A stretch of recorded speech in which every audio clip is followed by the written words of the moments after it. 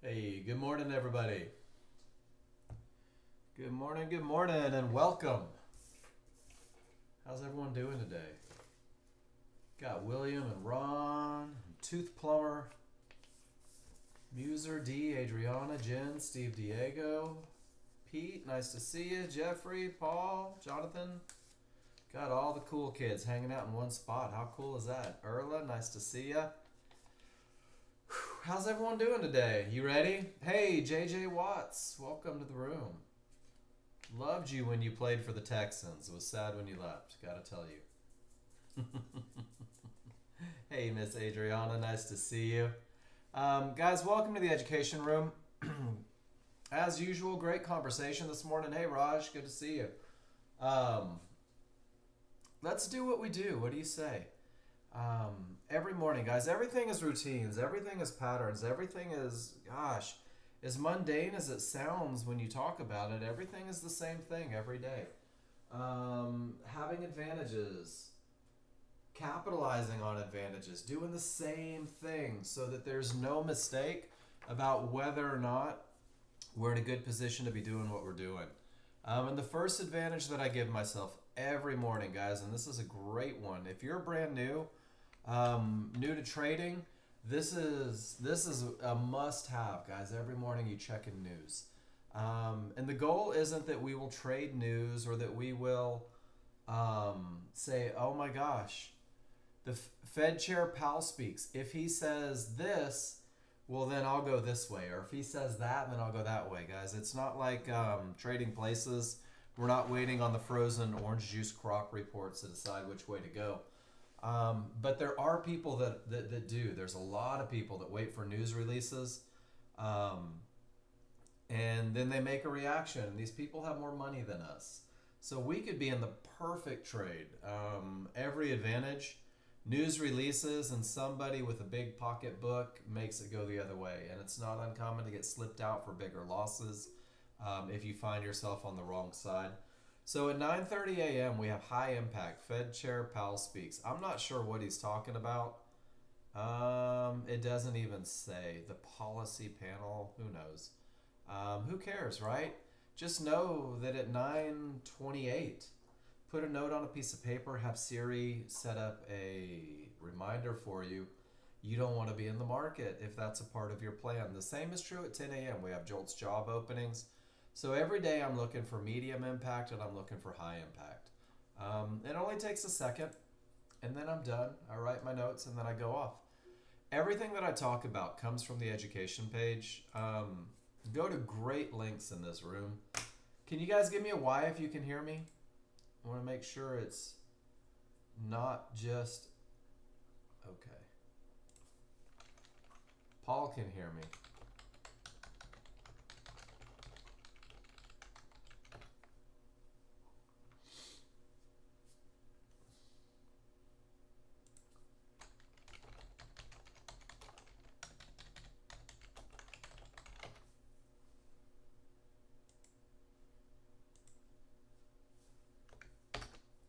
And for those of you in YouTube, I apologize.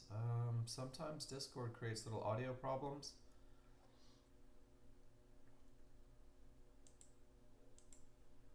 So I'm going to do a full clean out on it and then bring it back up.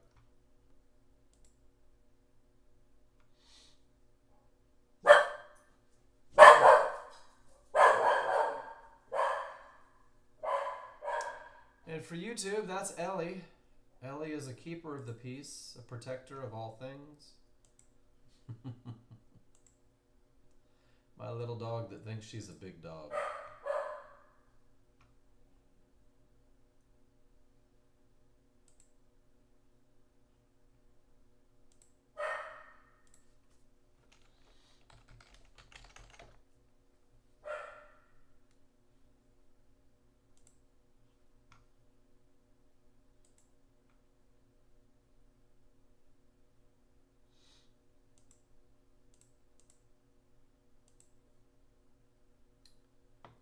Alright, guys, that was a full reboot. Are we good? Good morning, Morgan. Are we back? Yep. Cool. That's what I like. Sometimes it happens, guys. Life happens, right? It's too short to get frustrated about silly little things. Um, Everything that I'm going to talk about this morning, guys, you will be able to find in the education material, whether it's Discord, whether it's the Nexgen website. And this is important for you guys that are new, that are wondering. There's always these people that are like, you know what, let's give them a little bit of access. Have you ever done that? You go to sign up for something, and then it turns out that you have to pay to get what you really wanted. We're not like that, guys. You got everything that you need. So this morning, this is what we're going to do. We're going to talk first about what we call a high probability trend trade. This is my same hour every day, the same hour, the same lecture, the same rules, the same charts, the same advantages for a high probability trend trade. And I'm doing this because a high probability trend trade is a trade that typically wins 70 to 80% of the time. A high probability trend trade is a trade that creates confidence, guys. And they say that confidence comes from the memory of success. And if you're winning 70 to 80% of the time, guess what? You're experiencing success. But the most important thing about this high probability trade, this trade when each indicator on every chart agrees for the trade, this trade with the strongest triggers, with no terminations, with nothing between you and your target, this is a trade that turns you into a chart reader. The goal isn't to wake up in the morning on day one and be an awesome day trader. The goal is to get you guys to start talking to yourselves in terms of advantages, to be able to look at your charts, to understand what your indicators are telling you. Let me see if I can help Morgan real quick.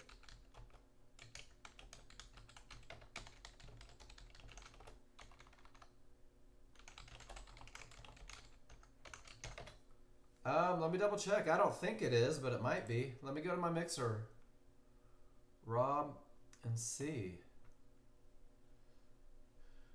Before it was, holy smokes, Mark, your sound is too high. And now my mic volume input, it's about 50%. I'll bump it up a little bit though. There we go. I'm up at 65 now. Does that help a little bit? Okay, cool. So we're going to talk about this high probability trend trade. We're going to talk about this trade where everything agrees. And we're doing it because it's going to teach you to read your indicators. And I really can't overstate the importance of learning to read your indicators and not worrying so much about the trade for your first couple of weeks with me, but rather just being able to look at the chart and understand a couple things.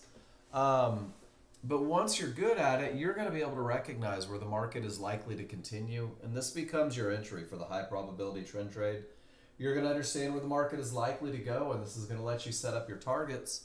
And you're also going to understand where the market is likely to stop. We call these likely to stop areas termination conditions because they can terminate a trend. And once you understand where the market may stop, it's going to keep you out of an awful lot of trades that are doomed from the beginning. And it's also going to behave as an anchor. These termination conditions, when they reverse the market, guys, this sets you up for the highest probability trend trade. And there's a whole section dedicated to your first 30 days. Good morning, Kenan. Hopefully Malcolm can get back in. Guys, when one of these key Fibonacci areas reverses the market, the trades that you take in the direction that it reversed it, these are the ones that typically have the highest chance of success. So this is what we're going to focus on today. We're really just going to work on high probability trend trades for a little bit, and I'll just pull this up. There are only 3 rules to the high probability trend trade.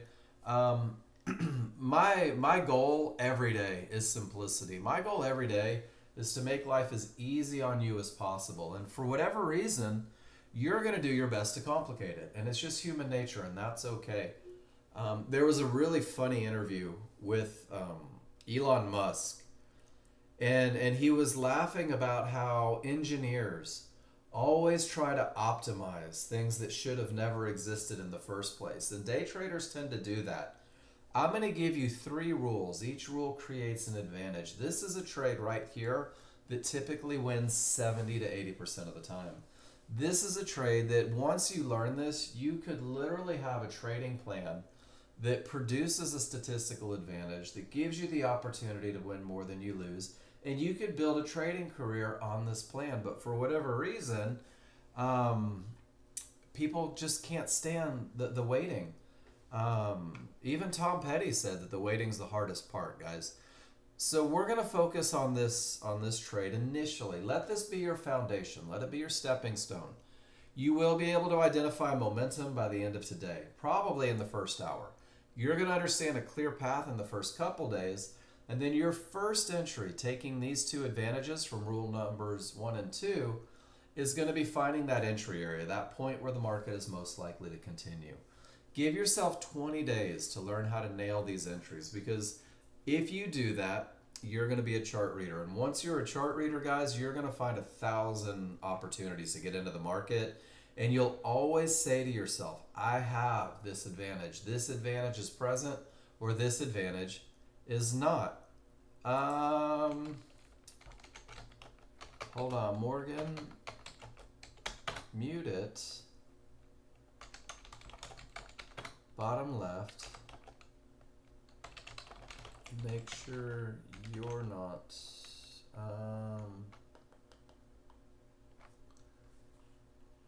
Let me see if I can find real quick. I don't want you guys to miss anything. Down here.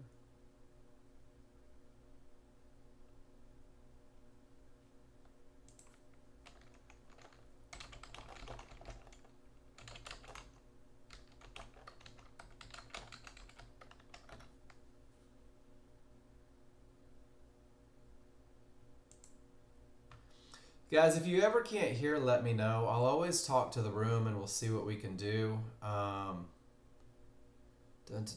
Voice settings, output, mic test. So, I don't know. I'm not very good at Discord. Actually, I'm pretty good at Discord, but every now and then it creates challenges in our own system. So guys, we're going to focus on these 3 rules. Each rule creates an advantage. It's the accumulation of the 3 advantages. It's the 3 together that create a trade. These 3 rules are going to happen on 2 charts, guys. There's going to be a large chart and a small chart. One bar on the large chart, the most current bar on the large chart, is going to define the direction of the market. Rules 1 and 2 must be met on the large chart. And then, awesome, Morgan, good to have you back. And then once your rules are met on the large chart, guys, once you have momentum, once the path is clear, nothing in the way, you're going to use a smaller, faster chart, and it's going to give an X-ray. All of this up and down is happening inside of the 1 bar on the large chart, guys. So it's this refinement process that's going to allow you to pinpoint exactly where the market is most likely to continue. Let me start up our slideshow here, and I'm going to go through a couple different things. For you guys that are new, JJ, I know there's a couple more of you in here. Interrupt. If you have a question, if there's something that you need a little clarification on, just interrupt. It's okay. I talk about the exact same thing every day for the first hour. This high probability trend trade is 100% the focus, because it's my opinion, and my opinion means little, that if you really learn this trade, it's going to open the doors for everything else. Good morning, Miss Debbie. So we're going to learn the trigger line and the Fibonacci rules for when it's okay to trade. I'm going to give you a solid plan. I'm going to teach you how to study it. We're going to talk about the looks, what they mean, and how to recognize them. Your step-by-step path to becoming a confident trader, ASAP, begins with you becoming a confident chart reader, ASAFP. So that starts with posting your trades in the class, guys. Let me see everything that you're doing. Every time you take a trade, here's how you need to annotate your charts for the best feedback. Discuss the 3 rules that we're going to talk about. Use the language. Say things like momentum and point it out. Say things like a clear path and point it out. Because what happens is if you tell me that you have a clear path but you don't, it opens the door for a lesson on termination conditions. Or if you tell me that you have momentum and you don't, or vice versa. If you said, hey, I didn't have momentum here, but you did, well, then it opens the door for a lesson. And what we'll do is we'll have a private session right here in front of everybody, and we'll talk about the advantages, how to recognize them, what they mean to you, and we'll work on the chart read. And the same is true with entries, guys. Show me where. Give me a circle. Give me something to let me know where you entered and where you exited, and talk about why you did that. Because sometimes you may enter a little early, and we can talk about a better entry that reduces your risk. Or sometimes you're getting out a little, getting in a little late, and we're like, man, if you just listen to the words on rule number 3, what it does is it puts you in at the best spot with the least amount of risk and the most profit. And then we'll even have conversations about your management. So show me everything. Tell me everything. And one of the most important things, guys, is don't hide losers from me. You're going to be tempted to. I fully understand that you're brand new. I fully understand that you're learning something new. This is like your freshman year in college. You can't wait to be an engineer, but the reality is you got some stuff that you got to go through so that you can be a competent engineer, and that's what we're doing here. So simulate, practice your trades, make sure that you're posting them in the room.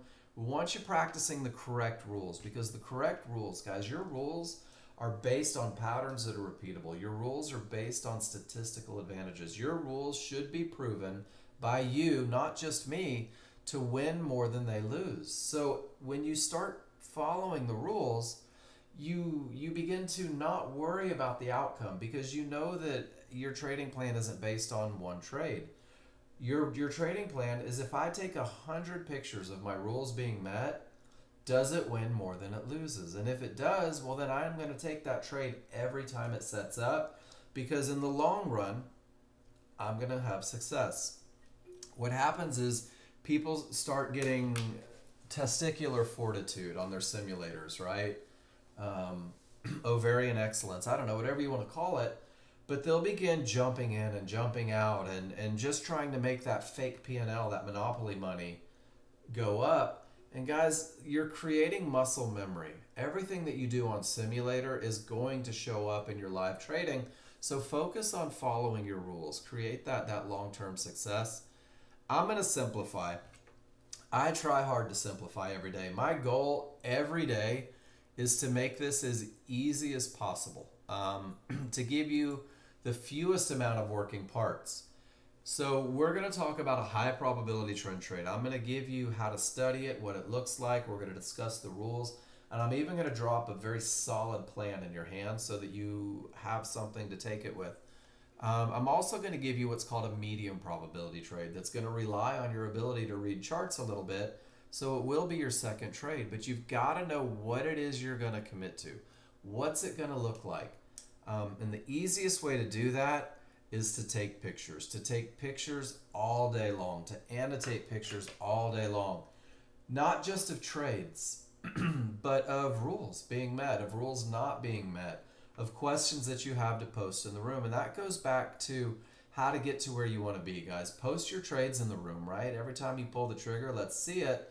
But the other part is use the spreadsheet Nexgen gives you. I dropped mine in the room already. I'm going to drop it in again right now. You can download it. You can drag it over to your desktop if you want.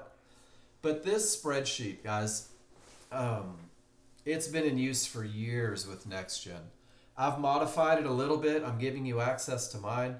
The first one is a copy of your tracking. Every time you take a trade, put it in here. Talk about what happened, what you saw, what you felt, what was going on, and then fill out the notes section with the feedback that you get in class.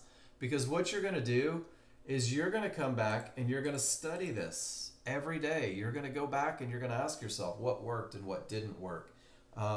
What brought me confidence and felt easy, and what felt forced and made me nervous. And doing this little historical study each and every morning, what it's going to do is it's going to prepare you for the day. You're going to be focused on advantages. And it will accelerate the learning process, because what you're doing is you're creating recognition through that repetition. And once again, that's all the spreadsheet is designed for. So every time someone posts in the room a high probability trend trade, steal their picture, put it in your trade plan. Every time, good morning, Miss Cindy. Every time you take a high probability trend trade, put it in your trading plan. This is what you're looking for. This is your confidence builder. And as you study it, this final tab is about 375 pictures of you guys using the software, of people from my classroom over the last couple years taking the perfect high probability trend trades, taking the perfect medium probability trend trades, annotating charts, embracing advantages. There's the entry sequence, long and short, for the high probability trend trade. There's a management plan. There's an entire section dedicated to the patterns that repeat themselves in the market every day. A whole section on those termination conditions, the likely to stop areas, because that's the most broken rule, without a doubt. And then a lot of you are adrenaline junkies, right? You like to jump out of airplanes and swim with sharks, and you want to trade the NASDAQ. I've done a lot of work on the NASDAQ, and this is probably the most concise results of my study, and I've given it to you. So make your favorite section look like this. If you commit to 15 pictures a day, that's 300 pictures a month, creating recognition. And then finally, there's the 101 tab over here. This is where I've taken the individual rules of the high probability trend trade and I've just turned them into pictures. Rule number 1 says that you must have strong triggers. There's 38 pictures of strong triggers. You should add 25 of your own just to create that recognition. Same thing with clear paths, with the entries. And guys, that's how you're going to get to where you want to be. Study, go back, practice, post. And focus on keeping it simple in the beginning, guys. You only have 3 rules to learn. The first 2 are going to stay with you forever. The first 2 rules are going to change your life. The third rule, the entry rule, is going to change depending on the type of trade you're taking.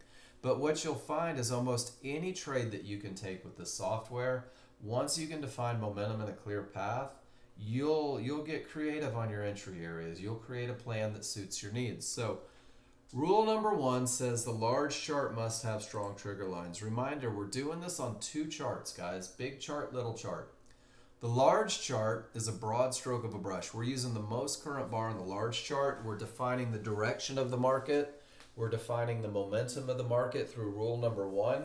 And we're defining the areas on that large chart that could be problematic. And we're doing that with rule number 2. Once those rules are met, we're going to go to that smaller, faster chart, that refinement chart. And this is where you're going to pinpoint the best of the best spot for the high probability trend trade where the market is most likely to continue. Guys, keep it simple. You will see other people in this room trading different rules. You will see people in this room trading extra charts. As a brand new user, you don't need it. And to be honest with you, as an experienced user, you don't need it to be successful. But your own little brain boredom is going to tell you that you need it. But we're going to keep it simple. And we use 2 charts because it kind of gives an idea of the 2 driving forces in the market. There's the large crowd. These are the guys, the institutional traders. They have all the money. They establish the trends. They create the momentum. They react at the areas. Amen, Ron. And then there's always a small crowd, right? Some of you think you're the small crowd. You're not. You are 1/1000th the size of the small crowd. These guys have enough money to create little pushes against the big crowd. We're going to take advantage of them. We're going to exploit them and pinpoint exactly where they're going to fail, which is typically 70-80% of the time they do. And that'll become your entry for the highest probability trend trade. So let's talk about strong triggers. Large chart. If the background's green, it's going up. That's your lazy river, guys. Hop in an inner tube and go up with it. If it's red, it's going down. Go with the flow. It's easy. Path of least resistance. Salmon die when they swim upstream. In order to have strong triggers on your large chart, if the trend is up, the background is green, both your large and small triggers, these are your small, the solid lines, these are your large triggers, the large lines, they must be green as well. If the trigger lines don't agree with one another or the background, you don't have strong triggers. Strong triggers means that the small triggers have broken above and away from the large triggers, the space between. It looks like scissors that have just opened. The space between, when the large are wide, when the small are above, lets me know that the odds are favorable for the market to continue up. And guys, this is the best look to buy Fibonacci support on a smaller, faster chart. Looks like a tail on the large chart, but remember that's about 30 bars on the small. You will be able to pinpoint exactly where that tail is most likely to form. In a downtrend, the background is red, the small triggers are red, the large triggers are red and widening, getting wide. The space between the two, scissors open, ready to cut, lets me know that the odds are favorable for the market to continue down. The absolute best of the best look to pinpoint where that tail is most likely to form on a smaller chart. That becomes your entry for the high probability trend trade, guys. Odds favorable momentum. You're going to hear that in class all day long. You're going to see it annotated on charts, OFM, OFM. Odds favorable momentum pushes a market in the direction of the trend. Odds favorable momentum is what it takes to break those key Fibonacci areas where the large crowd is reacting. And odds favorable momentum is even going to cover some of the mistakes that you guys make as new users. And there are plans built around odds favorable momentum. You're going to see them every day. So if we go to, actually not yet, let's talk about this. Is everybody good? It's a pretty simple look. Separation means strength. How's that? There's a 3-word phrase. And when those small triggers work their way back inside of the large triggers, guys, this is a weakening. This lets me know that strength is gone. This lets me know that, I love the phrase, anything can happen up or down. When I have this weakened trigger look, guys, when my scissors close, if you will, anything can happen up or down. I've lost my advantage of momentum. So I'm going to pull up a large chart. I have this one up and ready for you. And this is about the best example I could ever show, guys. Starting on the left, this is strong triggers, separation between the two. There's one of those tails, maybe an opportunity for you guys to take a long trade. And then the smalls work their way inside, and sure enough, it reverses, but the strength pushes it down. And then weak triggers again, right at an area, it reverses. Strength pushes it all the way up to the next key area where the key area stops that market cold. Strength puts it back down, breaks through some areas, and we get weak triggers right at a fib. Becoming good at reading your indicators isn't really a byproduct of taking 1,000 trades, guys. Rather, it's a byproduct of taking 1,000 pictures. So everybody got TechSmith capture software when they downloaded the software. If you go to your search bar, you'll find it, type in TechSmith, and it's this giant red button. Mine's coming up right now. I'm going to bring it over. We're going to take a picture with it. When you're studying, I'm gonna click that capture button, and I'm just gonna capture the whole screen here, guys. If I click on the screen, it's gonna let me take a picture. I'm gonna mash down on that capture an image, and this is how you and I are gonna have a conversation. This is how you're gonna study and fill your spreadsheet. But I want you to see how easy study can be. If I take an arrow, click and drag, I can do it anywhere. My left click mouse is clicked. I can make it long, I can make it short, I can reverse it, but I'm going to put it right in that big gap in between the small and the large triggers. I'm going to do the same thing going down. I'm going to define it both ways. Maybe I'll put a box around the weak triggers. And then I'm going to use this call out box, guys. Click and drag, create a box so that you can have a conversation with yourself as you go back and study, so you can have a conversation with me. Small above large, large or wide, all green. This is strong triggers. This is momentum. This is rule 1 met. Your job is to take these pictures, to go back and to say to yourself, hey, look, this is what it looks like. This is my best look. This is what it's going to take to get me into a high probability trend trade.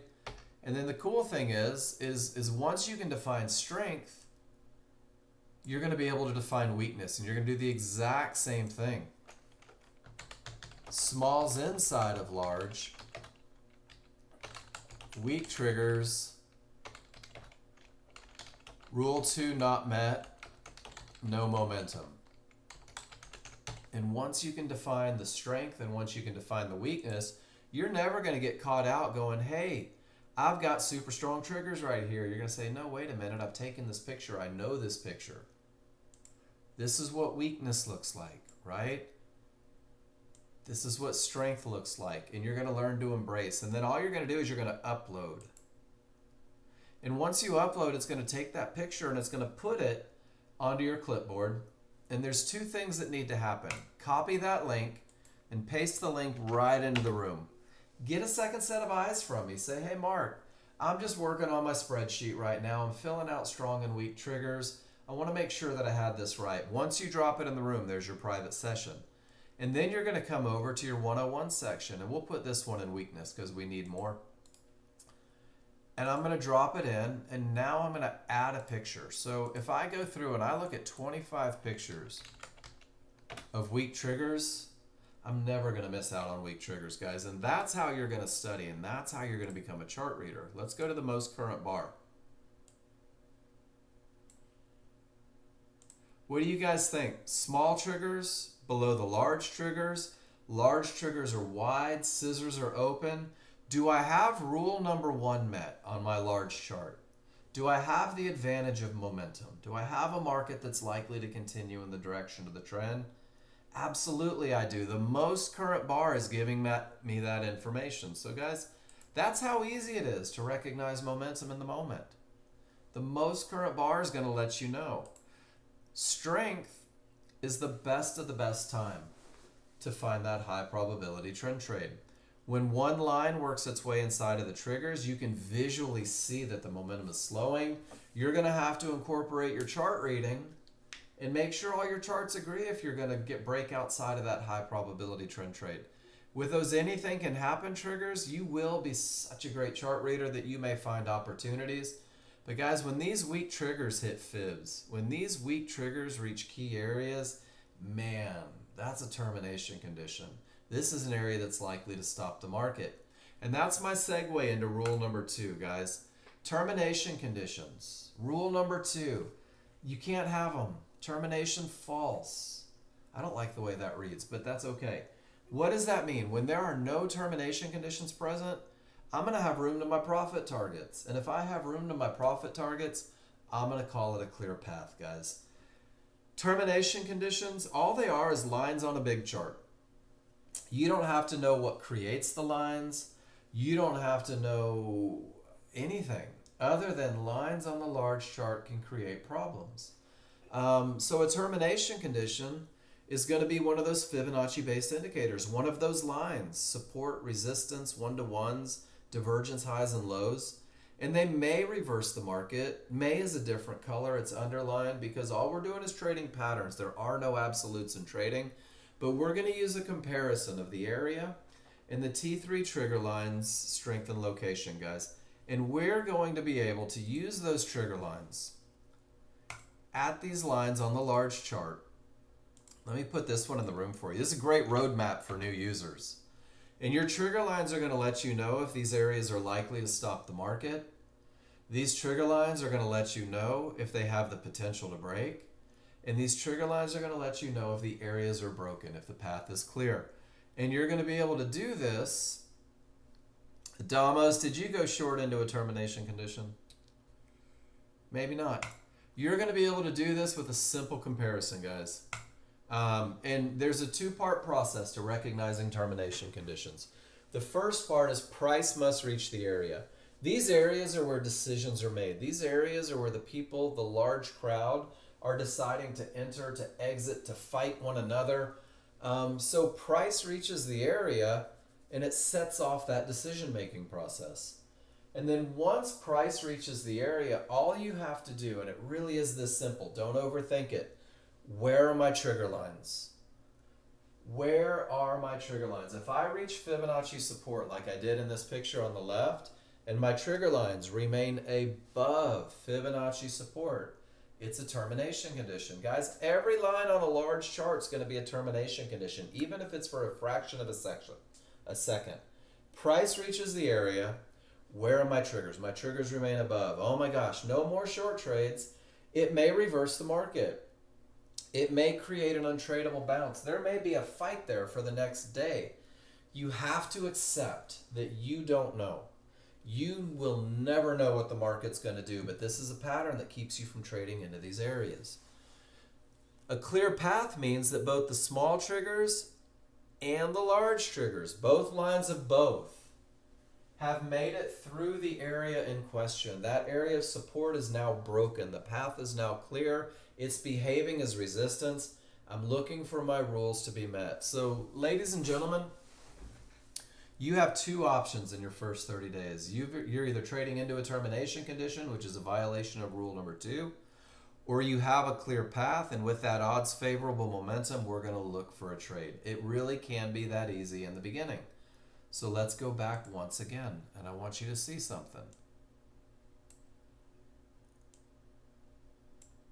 After this giant move up, it was weak triggers at Fibonacci resistance that created an untradeable bounce that lasted for nearly 4 hours in between these key areas. And it was price reaching Fibonacci support with no triggers breaking that started the uptrend. Textbook termination. Price reached resistance. The triggers remained below. That's where your reversal came from. Yellow 1-to-1s, support, triggers didn't break. That pushed it up. Off of resistance, pushes it down. Guys, you're going to see this all day long. And if you go back and study this look just a little bit, you're going to develop an awful lot of trust in the ability of termination conditions to stop the market. Termination conditions, they break, right? They can break all the time. It takes momentum to break them. But in the moment, your best chance of success is waiting for the path to clear. And once you're a chart reader, you're going to be able to trade that potential break. You're going to be able to use that momentum, and you're going to say to yourself, my small triggers have absolutely smashed through the area. My large triggers are lagging behind a little bit. This area has the potential to break, but it will never be broken until both triggers get through, which means that this can never be a high probability trend trade. But I'm going to give you a plan to capitalize on these potential to break areas. And if I'm not mistaken, we have the potential to break right now on crude oil. The smalls have broken through, but the large have not. This is what we call a 50-50 look. 50% of my triggers have broken, 50% have not. Until the large triggers get below 91, I won't have a clear path. So guys, is everybody good? Let it be easy in the beginning. Price reaches an area, where are my triggers? That's a termination. Paul Flowers, I want you to start asking yourself this. Did price reach an area? Where are my triggers? If the answer is above support, below resistance, you're into a termination condition.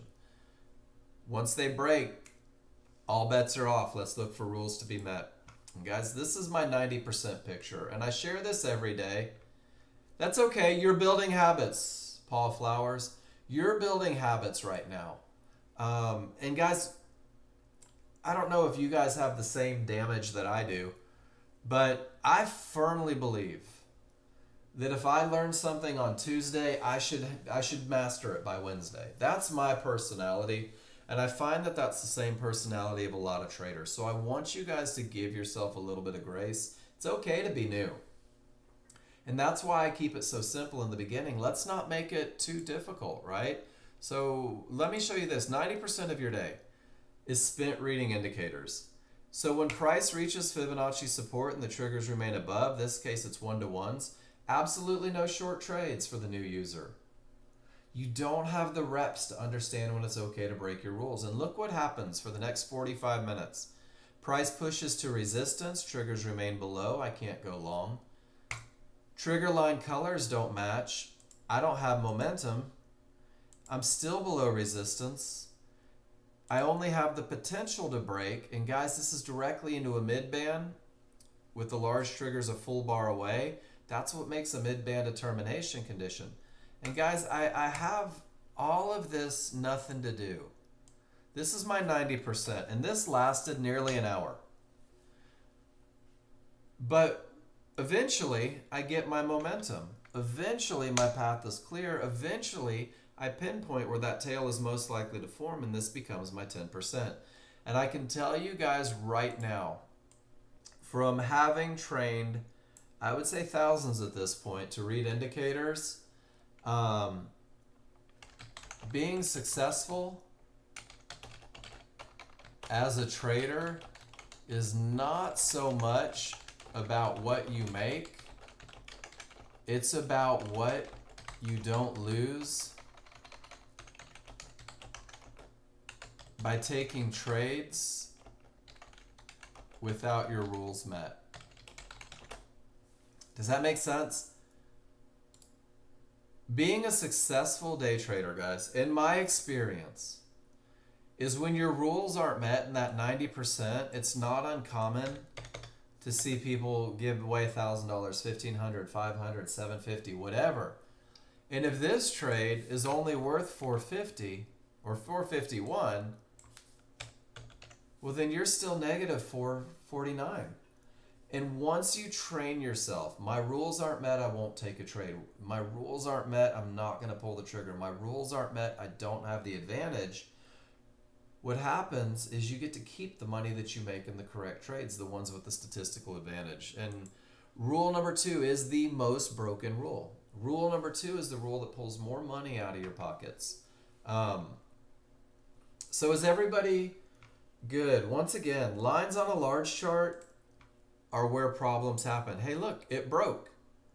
And we have momentum. We're about to talk about how to find an entry. We're even going to talk about how you may have been able to capitalize right here before it hit Fibonacci support. Lines on a large chart can be problematic. Lines on a large chart are where bad things can happen.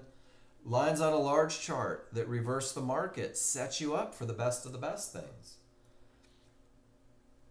Sometimes the large chart doesn't reach lines. Sometimes you have a clear path and everything says down and it just goes up. Sometimes you even have odds favorable momentum and you don't catch that key fib and everything goes down. You're going to be able to use one thing on a small chart to identify the change that the large chart can't give you. Remember, the large chart is a slow moving chart, guys, and all of this information right here probably happened on like 1.5 bars on the large chart. So this is your only small chart termination condition. The only time that I'll let the small chart tell me that rule number 2 isn't met, and that is 3 divergences in the same price range. So I wasn't familiar with the term divergences in regards to trading when I first started. Divergence just means a disagreement. That's all it means. So the disagreement is when price goes down and back up 3 bars. That's the key. It takes 3 bars. And the momentum of the market doesn't follow. There's a disagreement between price and momentum. Momentum is lagging behind price. When this happens, right about the 3rd bar, you're going to see this blue line from a low with a negative number. You're going to see this magenta line from a high with a negative number. Ignore the negative number. It's just a byproduct of the calculation, guys. But anytime I see 3 light blue lines, 3 cyan lines at a low, or 3 magenta lines at a high, it lets me know that the market may reverse. It may terminate the trend. No more short trades, no more long trades. This becomes even more powerful when you have those anything can happen triggers. When the small triggers work their way inside of the large. And then also, when that 3rd pivot is higher than the previous from a low or lower than the previous from a high, it makes it more powerful still. So 3 divergences on its own, guys, that can mess up your good time. With weak triggers, it's more likely to. With that head and shoulders, it's even more likely to. So you'll use this look at a low and this look at a high, and it's going to help you see change that you can't see on that larger, slower chart. You may be looking for a long trade up here. You may be excited about taking that high probability trend trade, and then 3 divergences print from the high on your small chart, and you have to say to yourself, okay, no more trades. My advantage is gone. Is everybody good? That's rule 2. Guys, we are 30 minutes into it. We've already covered 2 rules. We've talked about the looks. We've taken pictures of strong triggers. We've identified what can stop a market. It's really not difficult. You'll have to study it just a little bit, right, to get it good. But nothing that we're doing here is outlandish. Nothing is crazy. It's just, let's keep it simple. And let's learn how to pinpoint where the market is most likely to continue, guys. This is your small chart. This is the one that relies on the small crowd to fight the large crowd. So rule number 3 says that we're going to use a limit order. You're going to be so precise, JJ Watts. You're going to be so precise, Red Rob. You're going to be so precise, Adamos, that you're going to be able to pinpoint where the market is most likely to continue. And you're going to use a limit order at that point, at an area, fibs, mid-bands, yellow, 1-to-1s. Areas on the small chart are used for entry. Areas on the large chart can be problems. So we're going to use a limit order, and we're going to buy or sell a pullback. Does everybody remember that little fight that the small crowd creates, that little shove that fails 70 to 80% of the time? We're going to capitalize on that, and we're going to buy or sell a pullback at an area, and we're going to let it be inside of triggers. And the triggers play a very important role in the high probability trend trade entry, because triggers, specifically large triggers, are where price typically corrects to. It's just a moving average, and it's something like the regression of the mean. Maybe one of you math guys can help me with that. But literally what happens is price breaks away, and it typically pulls back to the large triggers. Price breaks away, and it typically pulls back to the large triggers. It happens on the large chart, and it happens on the small chart. So what we're going to do is we're going to let the large triggers from the small chart and the large triggers from the large chart, we call them synthetic when we pull them from that higher time frame. We're going to insist as brand new users that they are overlapping, one on top of the other, like two snakes riding piggyback. And what this does when they overlap one on top of the other is it puts the correction point from each chart in the exact same location. Now you have one spot where you expect price to return to. And guys, we don't expect price to bounce off of triggers, so you'll be able to use areas inside of favorable large triggers to pinpoint exactly where the market is most likely to continue. Remember I said you'll be able to pinpoint where these tails are most likely to form. You're going to do that because if you circle the tail on a large chart after the rules are met, if you're scrolling back historically, in the moment this tail doesn't exist. That's why we use the small chart. It should line up with an area inside of favorable large triggers, guys, and that's your high probability trend trade. And the further those large triggers separate from one another, the more indecision, the more risk, the less precision. So favorable large triggers, guys, new users, embrace it. How do we pinpoint? Well, we have to wait for the small crowd to fight, guys, and that's the reversal bar. The reversal bar on your smaller, faster chart lets you know that the fight has begun. The reversal bar is not your entry for a high probability trend trade. It's just a signal that that retracement's likely to happen. So when this reversal bar prints, even once you start getting good, even before it prints, you're going to go through this process. First, you identify your triggers. Are they favorable? Are they one on top of the other? Are they riding piggyback? And if they are, that's awesome. But when price hits them, that's not your entry. Rule number 3 says that we are going to buy a pullback at an area, fibs, mid-bands, yellow 1-to-1s, inside of favorable large triggers. I want you to embrace the language, and I want you to get in the habit of writing that on your chart, because if you write those exact words, buy or sell a pullback at an area inside of favorable large triggers, you're going to find your entries a lot faster. You're going to know exactly what you're looking for because you're literally saying it out loud every time you look for an entry. You're going to create the window of opportunity with those areas, guys, from the highest point of support closest to price to the lowest point of support furthest from price inside of favorable large triggers. So this fib outside of the window, it's beyond the correction point. This fib is not where we expect the market to continue. This box from the highest point to the lowest point, and because of the momentum on the large chart, because of the clear path on the large chart, you will activate a limit order. Couple ticks above that highest point of support. This becomes your entry for the highest probability trend trade. In a short trade, it's exactly the same.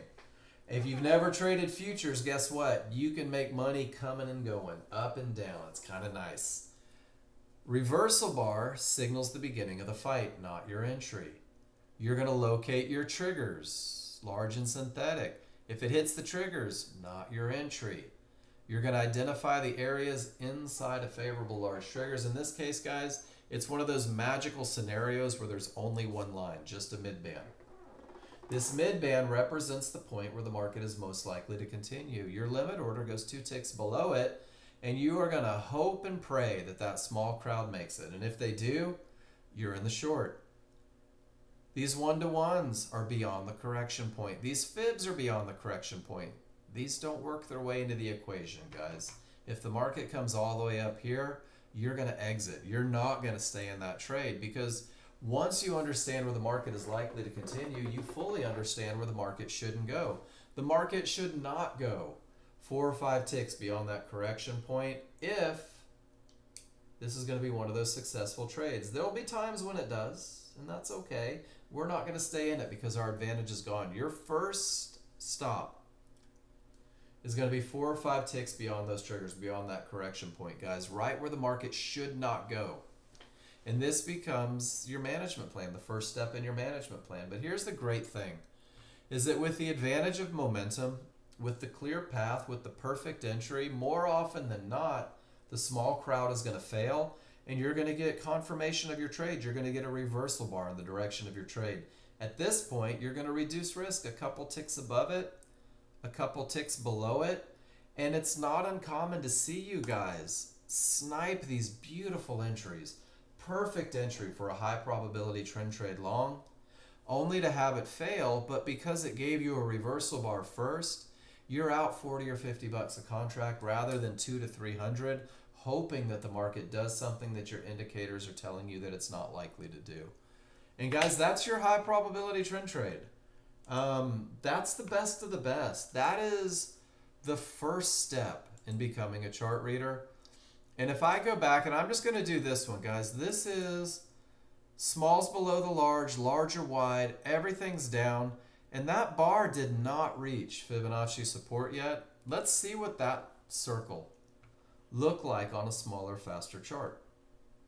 Let me pull up a smaller, faster chart. If I scroll back, kind of dissection. It's those funky looking triggers, right? I had areas low, I had big triggers up high. You'll learn how to use a confirmation bar to capitalize on that trade. And if I scroll back, let's circle this one, another one of those potential to breaks.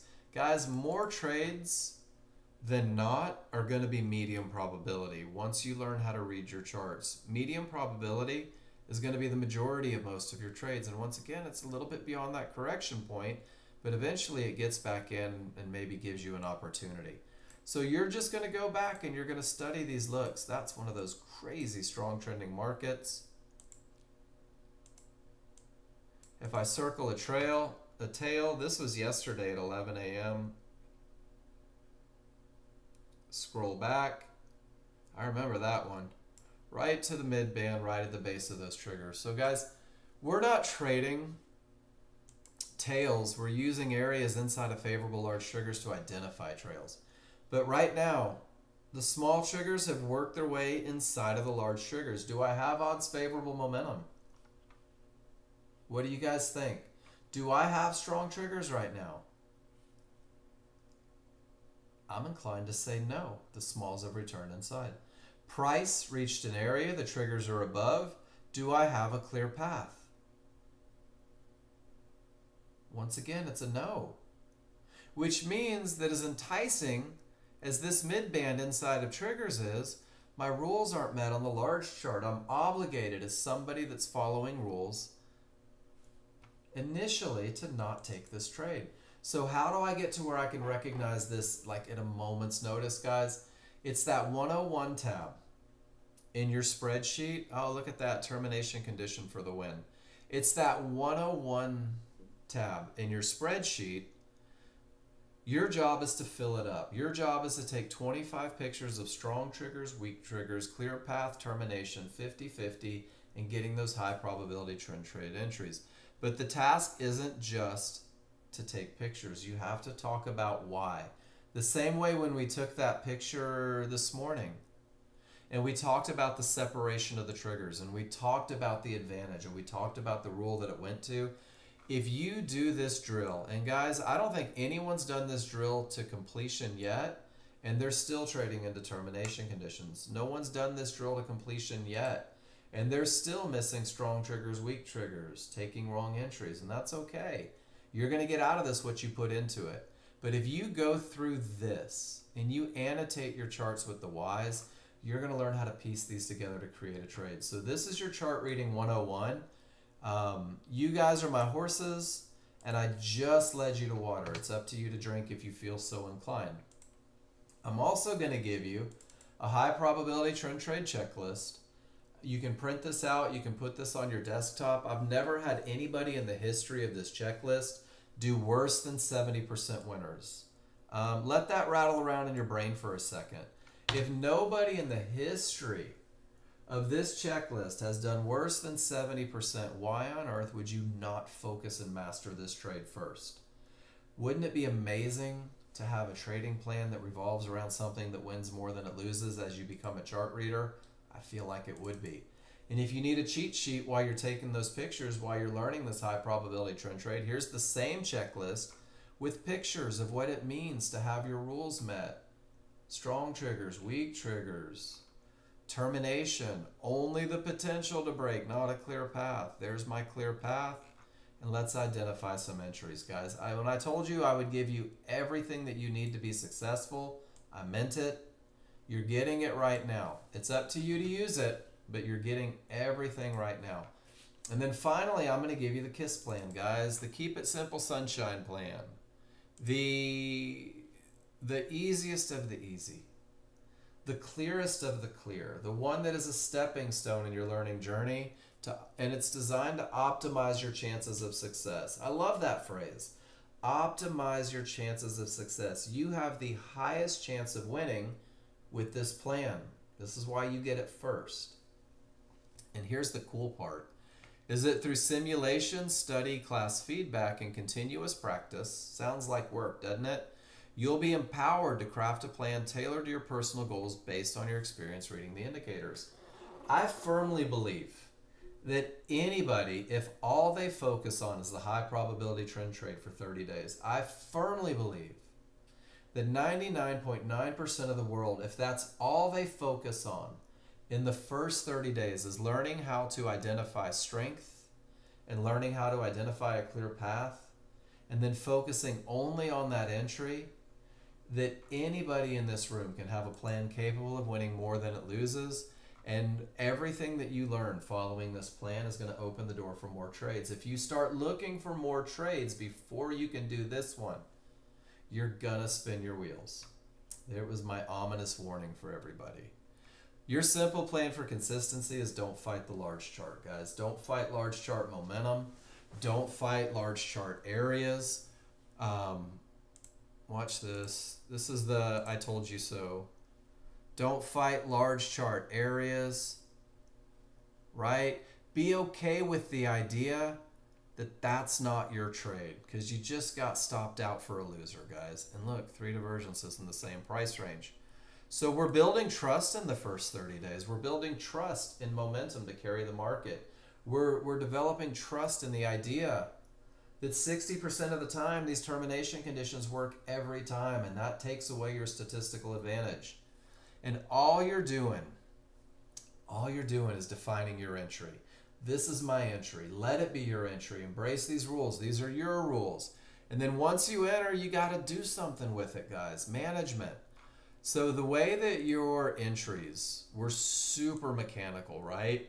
Very clearly defined, 100%, no room for wiggle. Your management should be the same way while you're learning to become a chart reader, because management is terrifying. And if we had a class that decided to be really honest right now and put their hand up, who's taken the perfect entry to only make a tick because you got scared and move your stops? Who's taken the perfect entry and didn't hit their second targets because they got scared and moved their stops? I've done it. I was the king of it. The second time I went live, guys, I would take 20 trades a day and I would be up 20 ticks and I would be down $150 in commissions because I didn't have a plan for exit. I knew how to get into the market. I knew how to take the perfect entry, but I hadn't developed an exit plan yet. So guys, your exit plan initially should be very, very mechanical. It should be very if-then. If I take an entry at the area inside of favorable large triggers, my only options are a stop where the market shouldn't go, and it might get hit. I'm okay with that. Anything that wins 70 to 80% of the time has to lose 20 to 30% of the time. It's either going to get hit or, guys, I'm going to get one of those reversal bars in the direction of the trade. Those are my only two options, and I refuse to move my stop until I get a reversal bar. They're going to have to come get me with all of those advantages. Reversal bar. If I get a reversal bar, then I move my stop. And then I am once again hands firmly under my butt. It's either going to hit my stop for a small loss, whatever. It's a part of trading. It's a normal part of a positive equity curve. Or it's going to hit my first target, which is only $100 in the distance. Guys, you have a market screaming down with nothing in the way, and it just bounced off of a mid-band. It's pretty easy to hit $100. Get paid. Getting paid creates confidence. Getting paid makes you happy. Getting paid dries up the sweaty palms and eradicates the butterflies from your stomach, especially when you move your stop to break even. And I'm going to tell you, this isn't the smartest stop ever because the market fluctuates, but for a brand new user, it develops the trust to hold for the second target, to learn how to hold for the second target. And the second target is only $200 away from your entry, which means you took the highest probability trend trade at the absolute best spot and you just made $300. And guys, this move probably isn't over, but you don't care because you just made $300. And guys, $300 a day, if that's the best you do, is a $75,000 a year. Being successful as a day trader is not about hitting home runs. Being successful as a day trader is entering with a statistical advantage, a pattern that's been proven to win more than it loses, and getting paid. So there you go. Entries and exits, guys. This is your plan for 30 days. Morgan, when news hits and it's really, really strong news, the NASDAQ will look like it's printing every bar. It's not. I made the mistake once of trying to trade after FOMC too quick, and it looked like the NASDAQ was flowing smooth. For every one bar that printed, there was about 75 bars behind the scenes. I entered a trade and was down $2,000 in a fraction of a second. That's how fast the market can move during news. That's why I refuse to trade news. Guys, are there any questions about the high probability trend trades? It was just a good lesson. You can study it by going back, and circling tails. Guys, we're not trading tails. I opened up gold. So many of you guys like gold.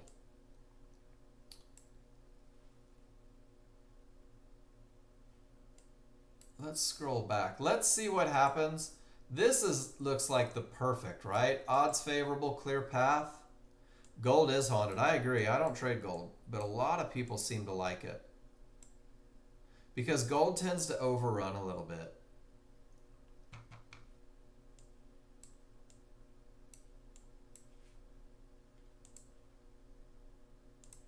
So for me personally, gold tends to have a little separation. I need confirmation bars, but you guys seem to like it, which is why I brought it up. Are there any questions about a high probability trend trade? Are there any questions about momentum? Are there any questions about a clear path? And I'm going to tell you guys, day one, Day one is like drinking from a fire hose. So much so that it comes up when I start typing drinking. Day one is taking a lot of information and putting the pressure on yourself to be good at it on day one. Day one is about listening. Day one is about watching other people post. Day one is getting an idea how I teach, guys. If you do this, I'm going to give you keys to the kingdom right now. If you take one day and take 25 pictures of momentum, it'll be 35 minutes out of your life. You'll probably never mistake strong triggers for weak triggers. If you take one day and take pictures where price reached an area and the triggers didn't break and watched it reverse, you'll probably never trade into a termination condition. And then take the remaining 3 days of the week and start practicing those entries and post in the room and get feedback.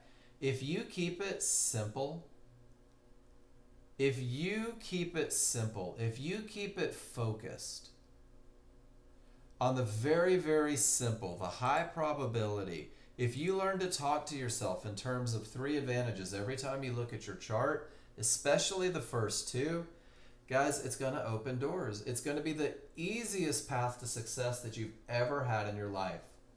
If you start trying to trade outside of these very basic rules before you understand them, it's going to create challenges for you. It really will. Oh, I need to put the KISS plan in the room for you. There you go, guys. There's your KISS plan. Whoop, almost. And Jordan, man, welcome to the room, first and foremost. About day 2 or 3, it's going to click, and you're going to be like, oh my gosh, that's what he's talking about.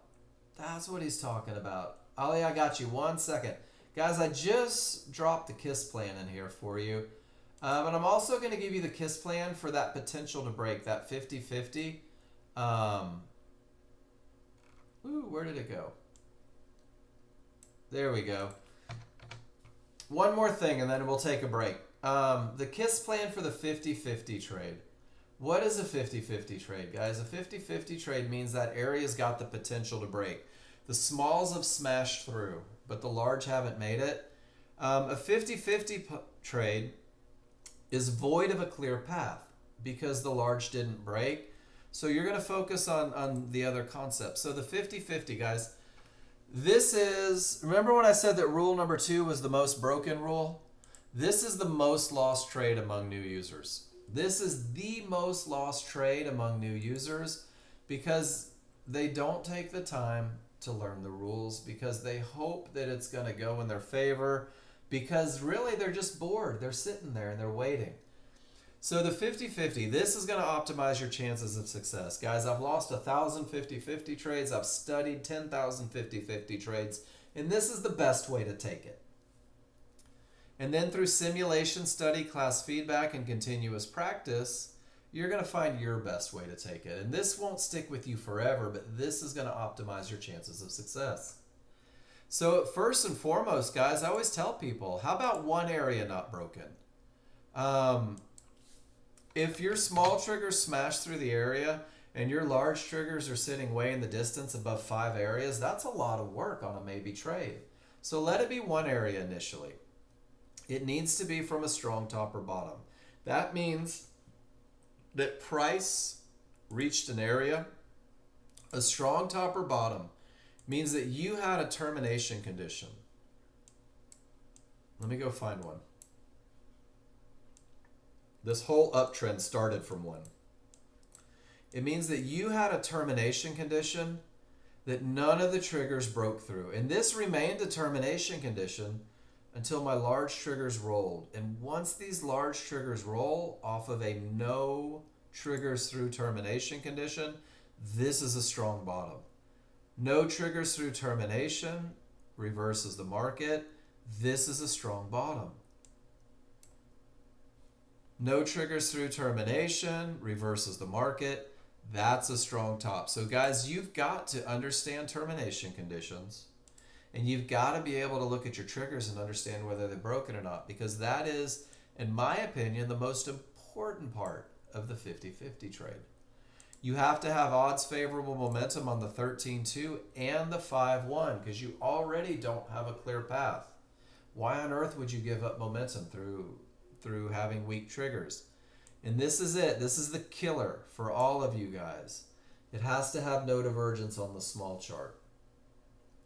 Divergence is the #1 killer of 50-50 trades. And if you don't, enter at the area. And then it reminds you, divergence can kill the trade. And as you go to manage it, it reminds you, if divergence prints, exit the trade. Can anyone guess what kills a 50-50 trade more than anything else? Anybody? Just off the top of your head? It could be divergence. So what you have to know, guys, every time you sit down, and I stress this with live money, when you go live, when you're not live, when you're on simulator, break every rule you can think of, but post it in the room so we can talk about it. But before you sit down to trade, when you've got something at risk, guys, you have to know exactly why you'll enter a trade. You have to know exactly what your rules are to enter. In the beginning, KISS plan, right? It's easy. It's 3 rules. But you also have to know why you'll exit. I created this document, and it's called Exit Conditions. I'll drop it in the room for you. This is not the gospel truth on exits, guys, and yours may be different than mine. But this is a great start for you guys to be able to start working through management while you're developing the ability to read charts. First of all, commit to having the rules met, whether it's entering or exit. Try to be as consistent as you can.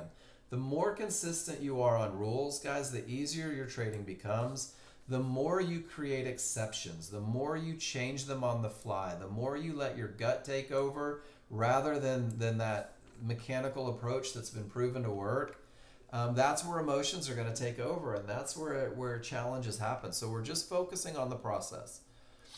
But if you're in a high probability trend trade, guys, what's it going to take to get you out? Initially, it's just the KISS plan rules as you develop trust. And then there's going to be more things that may. And if you're in a 50-50 trade, divergence should take you out. Targets reach should take you out. But here's the challenge. If you manage a 50-50 trade, the way you manage a high probability trend trade, you're going to start losing a lot more than you win because you're not looking for the things that change the scenario. And this is why initially keep it simple. And then once this becomes second nature, add this one. And then once this one becomes second nature, now there's a whole different trade in a momentum trade. And then there's a whole different trade in a 50-50 trade. Don't give yourself 1,000 things to think about. Keep it simple in the beginning. Keep it focused in the beginning. Keep it working on the entry for the high probability trend trade. And then once you can nail that entry, guys, once you're good at that entry, things are going to fall into place. So that's my first hour every hour. Jordan, that's it, the first hour.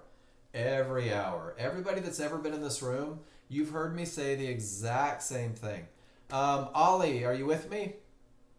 You need the ellipse. Every one of your charts has these pencils right here, drawing tools. If you click on it, there's circles, triangles, polygons, there's lines, there's arrows, there's everything you could possibly need. So for the ellipse, you're just going to click it, and if you left click on your chart and drag, it creates. Can you guys hear me? Give me a Y if you can hear me, please. Okay. Guys, if you ever can't hear me, and then make sure that you tell me. Say, hey, Mark, I can't hear you, right? Hamid said no sound. And if you see 1,000 Ys come in the room all of a sudden, it means that I just asked everybody else if they could hear me. So Hamid's going to need to reboot. And sometimes you just have to. So Ollie, give it a try once or twice. Make sure you can do it. And then if you want to get them off of there, there's remove all drawing objects. Bonk. And if you're a hotkey kind of guy, I'm not a shortcut kind of guy. Like F2 will get you a line, and Control F11 will get you an ellipse, but they're so far on opposite sides of the keyboard that I'd rather just use my drop down menu. That's just me. Maybe I'm lazy. I don't know. Okay, so if you want it to show on the other chart as well, cool. So I'm going to draw it on here. Double click and see where it says tag, or I'm sorry, where it says attached to. Make sure that it says all charts. Because you can do it where it just goes on the one chart, but if you click on all charts and click OK, I should be able to scroll back and find it somewhere in there. Oh, I'm way up, so far away from everything, it's in the distance. Cool. Awesome. Guys, I'm going to go stretch my legs real quick. I love it. We have a full house. When I come back, no, so what we're going to do now, Jordan, is I'm going to go back and I'm going to start clicking on every chart that's been posted in the room. So the first hour we talk about rules. The second and third hour, what we do is we take y'all's charts and the annotations, and I'm going to go back to everything that's been posted in this room, and everybody gets feedback every day. 15 hours every day I'm here for feedback. So you never wonder if the chart read was right. We'll go back and we'll talk about the momentum, and we'll talk about the clear path. And no matter what your entry is, we're going to talk about these two key concepts. And then if I see opportunities, maybe for a lower risk entry, for higher profits, for anything that you can do better, you get that feedback live every day. And sometimes you did everything perfect. And Jordan, that's where we just kind of virtually high five and say, man, this is beautiful. This is the best of the best. What a great looking trade. Look how you had all the advantages. And sometimes I'll just steal it and I'll fill up my spreadsheet with y'all's great trades. But there's lessons in every chart that gets posted. But because it's an educational room, everything's going to go back to momentum and a clear path. And then we'll look at entry areas and look for consistency. And this is why it's so important that you guys tell me why you did what you did. Because we're learning to be chart readers. We're learning to reduce risk. We're learning to maximize profit potential.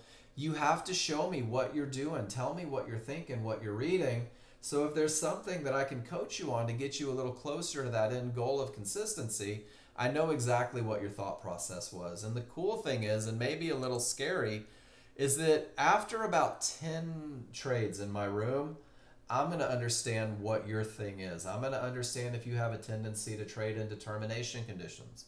I'm going to understand if you find yourself trading without momentum, hoping that it doesn't blow past that fib. I'm going to understand if you jump in early, if you exit early, if you jump in late. So recognizing your patterns is a big part of what I do. And that's what the second hour is. So Jordan, we'd love to have you here if you have time. If you have questions about anyone's charts, please raise your hand. Let me know. Or just type it in the room, honestly. Hey, Mark, you said that was XYZ. Am I understanding? I don't have a syllabus. I don't have a time frame. I don't have a schedule. And what you'll find is that the second half of class is freaking amazing because of the questions that you guys ask me. So, guys, I'll be back in about 3 or 4 minutes. Go stretch your legs, and then we'll get into that second hour.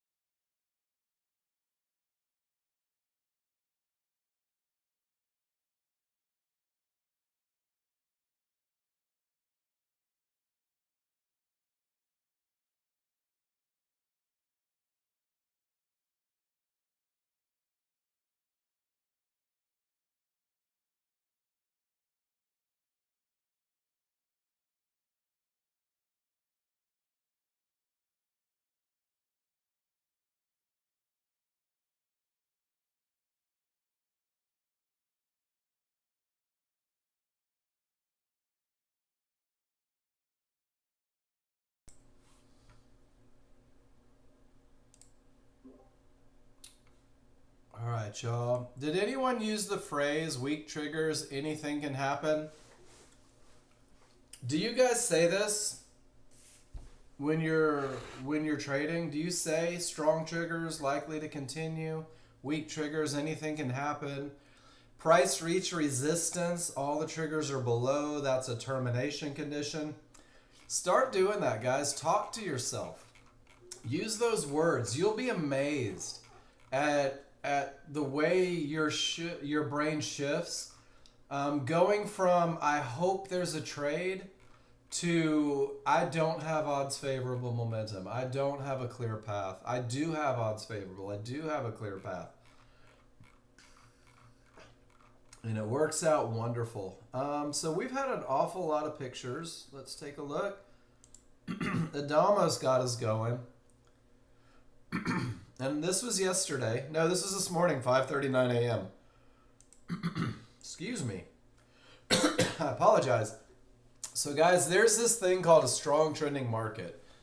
When your market goes up for 30 plus bars, when your market breaks through areas, never gives a reversal bar, there's this mentality that just says keep buying the mid band until it stops working, right? And it will stop working. You will eventually take a loser. Adamos picked up that lesson from class. I love that you're already on take profit, making money, and crushing it. So Adamos, I'm guessing you have experience, right? You've been trading for a while.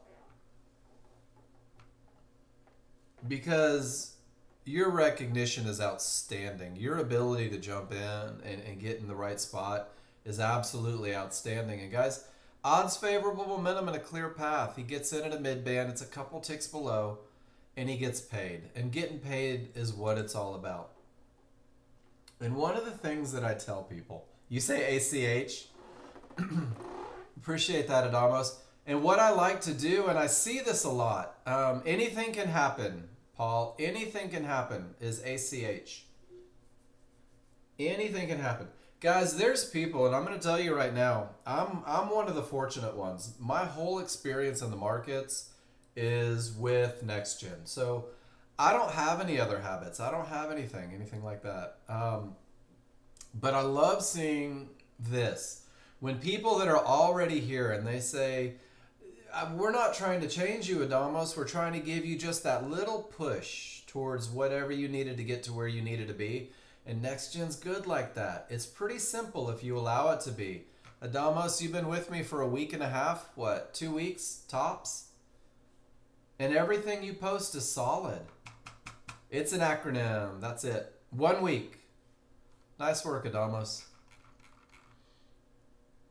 When I see new users focused on the easy stuff, I just don't even worry about them. I'm like, they're going to get where they want to be and they're going to get there fast. All right, let's see who's next. We're going to go through. Guys, I do have to scroll to the very top of the chat box to find everybody's pictures. So sometimes I may not see your message right off. Do me a favor, if I miss one, just go ahead and say, hey, Mark, you missed one. So Paul Flowers, we have 4 of yours in a row, so I'm just going to open all 4 of them. 1, 2, 3, 4. And we're about to see a recurring theme. Good bottom. I like that. Termination reverses the market. Smalls are above the large. Directly into a termination condition. 100% into a termination condition. Price reached magenta, divergence high. Triggers remain below. The rules say absolutely no trades. Paul, you took a shot at it. You managed in the right spot. And you pulled something out of nothing there. You traded into a termination conditions, no divergence, strong triggers. If you're going to do it, that's how to do it. So, price had reached an area, triggers remained above, and that's what confuses me. Maybe you're talking about the triggers remaining above this area, but we've got to see the most current price, right? This was 3-4 bars ago. You got to use that language every time. Did I reach an area? Where are my triggers? And if you do that, once again, Price reaches Fibonacci support. The triggers remain above. And you put strong trend momentum trade. And Paul, I think there's a little verbiage thing here. You're taking a trend trade, 100%, directly into a termination condition. A momentum trade is not a trend trade. A momentum trade is a completely different trade. And a momentum trade isn't the strong triggers, the clear path, the pullback to the areas. You took it directly into the termination condition. The momentum created a retest, and you got away with one, without a doubt. But that's 2 for 2 on trading into termination conditions. And then we finally don't reach the area, and you say that it's not a clear path. And I think this is important, right? You've got the best momentum ever. Look at the difference. Best momentum ever. Triggers at the tail end. Potential to break directly into a termination condition. And you jump ship from the perfect entry almost instantly. And what this does is it lets me know that you're not comfortable yet. And that's okay. It's okay to not be comfortable yet. But you're just not comfortable yet with your rules, right? You're looking for more, and you're hearing words in the classroom like momentum trade, and you're assuming that it fits in there, right? And you're seeing stuff like, so keep it very simple. Always start. So if I'm annotating a chart, and this is a lesson for everybody, and Paul, I know this one so well because my biggest problem as a day trader when I first started was trading into termination conditions. I was the king of trading into termination conditions. And guys, this is exactly what I do every time I take a trade. I do this out loud. I scare the dog. I say, do I have momentum? That's it. I always start there. Guys, I have this little verbal speech that I go through every time.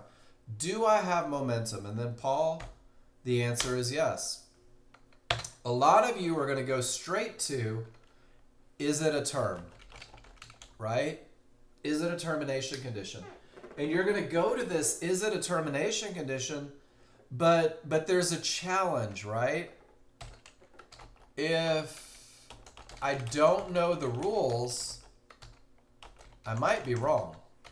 Does that make sense? So I never ask, is it a termination condition? This is what I had to do. And Paul, I think this is going to pay dividends for you and you guys that are trading into termination conditions. Rather than asking myself, hey, Mark, is this a termination condition? The first thing I ask is, did price reach an area? Because if I ask this, Paul, then I have to answer no. Does that make sense? And if the first rule for a termination condition is price reaches an area, and if I put no, well then I'm halfway to deciding if I have a clear path. But I have to ask the second question. Did the triggers break the previous area? And the answer here is no. And this is where I say, okay, I have a 50-50 trade. I have 50% of my triggers through and 50% still haven't broken. Does that make sense, Paul? So rather than doing it, you're using the actual language of the rules. And you might even ask, do I have momentum? You might say, are my smalls below the large? Is there space, right? Did price reach an area? No, but I didn't clear the previous. It's a 50-50. What does that do? That sets you off instantly over here. All right, I have a 50-50 trade. What do my rules say for the 50-50? Well, I've still got smalls outside. I've got the best momentum ever. I've got the potential to break. I've only got one divergence. I've got a low risk entry. I know exactly where my stop should go. Let me take this trade. And then you jump ship. And you jump ship for a loser. And Paul, this is the first trade out of the three that you should have held for that fib. because the rules were met. Does that make sense? The other two you broke and you were excited to hold on to them, and this one was finally the perfect trade, and you jumped ship like it was on fire. So keep it a little simple, but guys, go through this process of talking to yourself. You have to know the rules for momentum to be able to identify momentum. And Paul, you killed that, right? You have to know the rules for a termination to identify a termination. It did. It went right down to divergence, huh? Hell yeah, it did. And on a 50-50, that's your exit. You're taking 3 of your 4 profits off right there and not giving any back. Big difference, right? But this is the one that's got a better shot of winning than the previous two. But I think it's awesome. And guys, I'm going to do this with your chart sometime. The lesson on this one isn't a lesson about the trade. He knew the trade instinctively. The lesson is how to talk to yourself setting up for a trade, how to speak to yourself in terms of advantages, and how to be very specific. How to be very specific on what it is that you need to see to make something happen. And then, Paul, this is a strong trending market, right? This is the look with that dash smalls on top of it. 30 plus bars, breaking areas by the midband. And guys, this is, put it on your chart, Jonathan.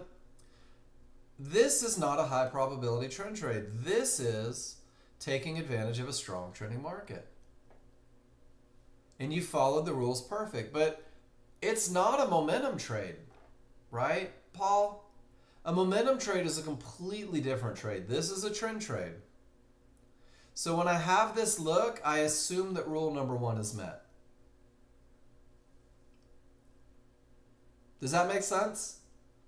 Beautiful. And you defined what the strong trending market was. I love that, to make sure that you always get it. Buy the midband as it stops working as long as there's a clear path. Amen. Nicely done, Paul. Great stuff this morning from you, and I think some good lessons. Paul, can I be honest with you? And I'll never tell you how to trade. I'll never tell you what to do. If you're still working on these little key concepts, termination conditions, stuff like that, why on earth would you be looking for a momentum trade yet? Why are you going to give yourself 7 more things to think about when you're still focusing on the basic 3? And that's where challenges happen. That's where challenges happen, ladies and gentlemen. I saw so-and-so take a momentum trade. Well, I need to incorporate that. And look at this. You start calling things that aren't momentum trades, which means that you start managing them like momentum trades. And then, Paul, if my smalls are angled down, if I'm on the wrong side of everything, there's no momentum on this chart. Does that make sense? So how on earth could this ever be a momentum trade without momentum? I think words are important for the learning process. I really do. And I think that I'm a stickler on annotation, guys, because what you're doing is every time you type something on your chart, you're telling your brain that that is truth. And one of the biggest challenges for the new users is they will begin to trade in half-truths. They will begin to trade in a semi-understanding of what the rules are. So when you show me this, it opens the door for us to have that conversation. And I love it. Every time you guys post, we get to have these great conversations. And they make me happy. And then Paul W. And this is, so down here we have a 50-50. One divergence, perfect entry, directly into a termination condition. Not an entry per the rules. Didn't have a clear path, didn't have odds favorable, didn't have an area inside of favorable large triggers. And then this becomes a weak trigger, 50-50. And the whole idea behind a 50-50 is that it takes odds favorable momentum to give me the best chance of success to break, which means this look right here says no trade. Second divergence just really says no trade. Third divergence says no freaking way. And the most basic rules for the for the 50-50, right? And that's okay, but here comes the half truth. And we talked about it in the room a lot. It did give a reversal bar long. It gave a confirmation of what? It can't be a confirmation that's doing what the indicators say because the rules aren't met. So when you're using those confirmation bars, guys, when you're using a reversal bar to enter, you still have to have rules met. So start with your rules, and then let's say Paul says, man, I love a 50-50 trade, but divergence kind of sucks. Let me wait for a reversal bar just in case this divergence is going to be the one that pushes it down to Hades, right? That's where confirmation. It's a 99% trade, but that divergence is problematic. Let me wait for confirmation. Let me establish my risk. Let me have it go in the direction of my trade. But once you've got rules not met, confirmation bars can't allow you to break the rules. I hope that makes sense. And then, Paul, were you talking about this one? You were looking at the large chart and the momentum? Or the words? No, Paul, confirmation bar. Let's say hypothetically that I want to take this short trade, right? And I'm saying to myself, it's good, but it's not great. My rules are met. I'm trading into the termination, but I don't have divergence, and I'm saying I still think the market's going down. I'm forming an opinion. In order to take this trade, what I'm going to do is I'm going to 100% insist that the market give me a reversal bar in the direction of the trade. So this is still a good look. And if you go back, let's see what it looked like on this chart. The market is going, it's been going. It is into a termination, but everything says down. It's pulling right back to resistance. I'm willing to take a shot at this one, Paul Flowers, because of the downtrend, because of the sustained move, because no divergence, right? Because I've got one spot where based on termination conditions, it's likely to hold at least for a bounce. And I say, rather than jumping in right here and hoping, I'm going to force it to go. So when I say confirmation bar, it's saying this trade is going in the direction of everything, and I've got just enough advantages to feel like I want to take it, but there's just enough wrong that I don't want to arbitrarily hope that this thing stops it. I'm going to make it stop it. Does that make sense, everybody? So anytime you hear confirmation bar, it's a reversal bar in the direction of the trade when the rules are met. Good stuff. And Paul, that was such a great conversation this morning on it. Guys, you make me a better teacher. When you guys post in this room, especially if there's like a misunderstanding of rules or application or something, and I have to go through and rethink it and reteach it and reevaluate the words that I use to identify what it is I'm talking about. Man, you make me a better teacher, and you make this room a much better room. So thank you. And then this is out of the guide, 2 divergences, and this is for management, not for entry. And that's the big difference, Paul. 2 divergences for managing your trade. So if I'm already in a long, the rules have been met and everything is there, I may wait for a reversal bar because it's still rules met. It's still a trend trade, but that second divergence said things may go bad. So I take the confirmation that the second divergence isn't going to ruin the trade. Good stuff. Probably the only teacher that's like, man, question me, make me think, make me work, get me outside of my box, kill my comfort zone, guys. That's how I become a better teacher, and I appreciate it all day long. So, Paul, everything is going up. We don't have that momentum, that strong trending market look yet. But with no divergence, you take the entry. Awesome profits. And then you hold that one a little bit long because it's weak triggers in the middle of nowhere. It's anything can happen triggers. I know you do. We all do. Oh no, that's a reversal bar marker. That lets you know where the reversal bar will happen, Paul. So what do we have? You don't have that strong trend look. What you have is weak triggers in the middle of nowhere. So you take the perfect entry and you get out and you get paid, and I love it. And then you end up losing money on it. And this you shouldn't do with weak triggers, divergence, smalls roll. I'm break even right there. I like it. It's not a high probability trend trade. You're void of momentum. So you're relying on the clear path and that bounce. And then once it starts to come back, notice that your areas are on the wrong side. No more areas inside of favorable large triggers. It moved while annotating. Annotate after the chart, guys. Annotate after the trade. Take your picture, annotate after the trade. Paul, it's a perfect entry. It's reasons to take it. You just held on a little longer than you needed to. Your large chart said the momentum was dying. Your small chart confirmed it. And you didn't have any areas to give you a bounce inside of the correction point. And these are all the things that you guys kind of have to put together in the heat of the moment. And that's where repetition comes in. So when you guys do this, I'm not mad, right? I'm not disappointed like the grandma when you got caught stealing gum from the store. Let's turn it into a lesson. Let's turn it into a way to do it better. And guys, sometimes hearing me rant on and flap my gums is all you need. Is all you need. You're like, oh, I don't want to hear Mark again. I'm sick of hearing him say this. All right.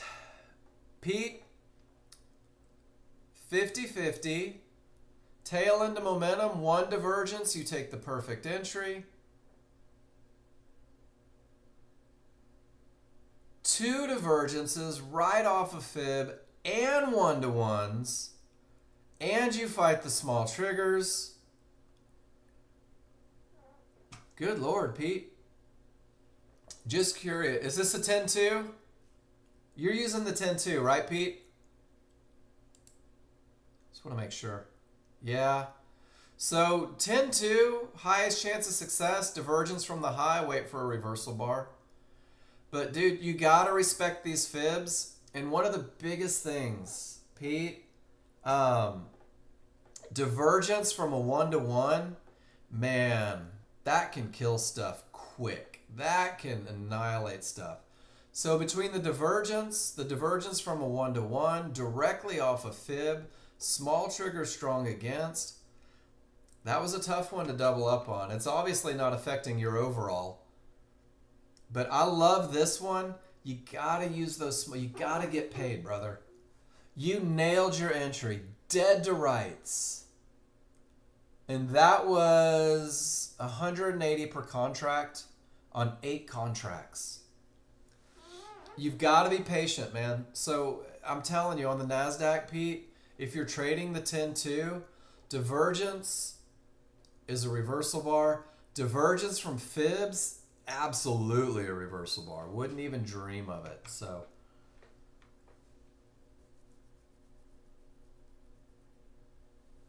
and that's all right, Paul. Take pictures. Take a lot of pictures. And Pete, it takes a while. It takes a while to get good at the NASDAQ. Dude, I blew out so many accounts trying to learn how to trade the NASDAQ. So everything that I tell you guys about it is from me blowing out Apex account after Apex account.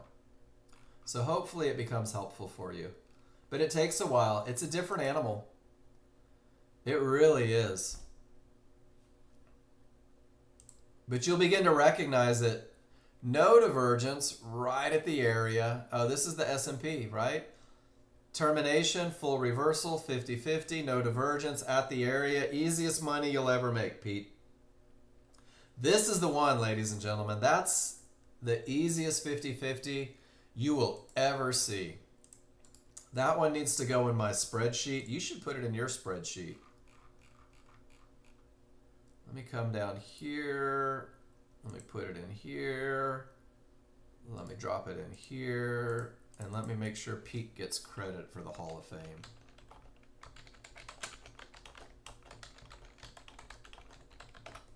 There we go. Nice one. Adamos. everything says down. The momentum is strong. You haven't reached the termination. You get in at the mid band. Stop loss is beyond the correction point, and you get paid pretty easy. Nice job, Adamos. Fits the rules. Good stop placement. Actually, you know what? Can we turn this into a lesson? Adamos is like, I've been here for a week, Mark. I want to teach the class. I love that.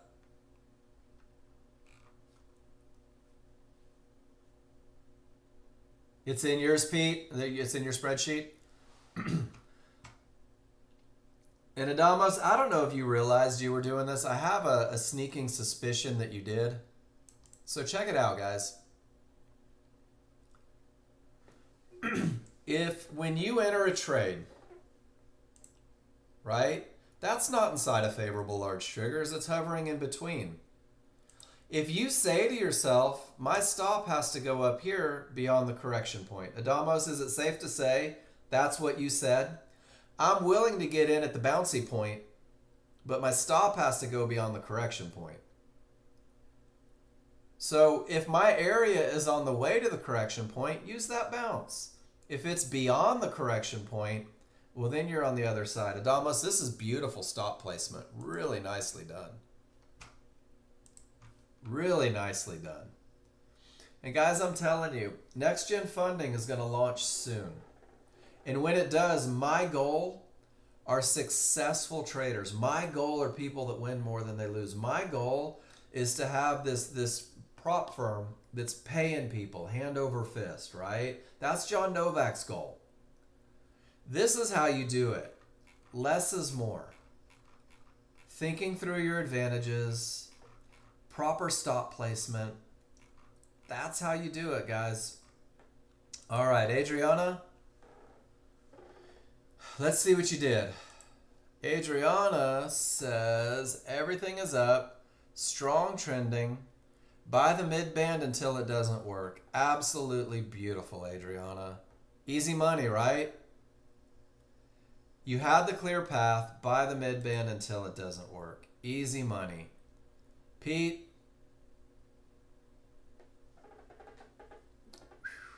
Pete, you should make your font a little bit smaller.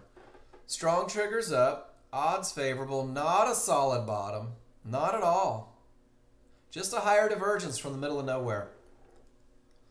But you do have a 50-50, no divergence, perfect pullback, easy money. Not going to call that a strong bottom. It's just a divergence from the middle of nowhere. Just a divergence from the middle of nowhere. Great looking trade though, Pete. Adriana. Everything is up. Odds favorable, clear path. You were late on your entry. And you took it right up to the fib. Beautiful. Adriana, were you trying to get the close on the correct side of the triggers there? Is that what you were doing? Okay, you knew you were late because you still got in low. Beautiful. Every advantage was still in place. It's still a mid-band inside of triggers. Absolutely gorgeous.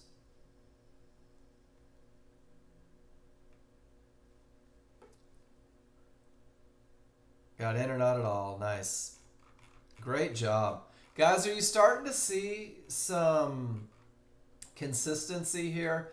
This is what I want you newer folks seeing. Jordan, this is what I want you taking out of this as you're kind of trying to soak it all in.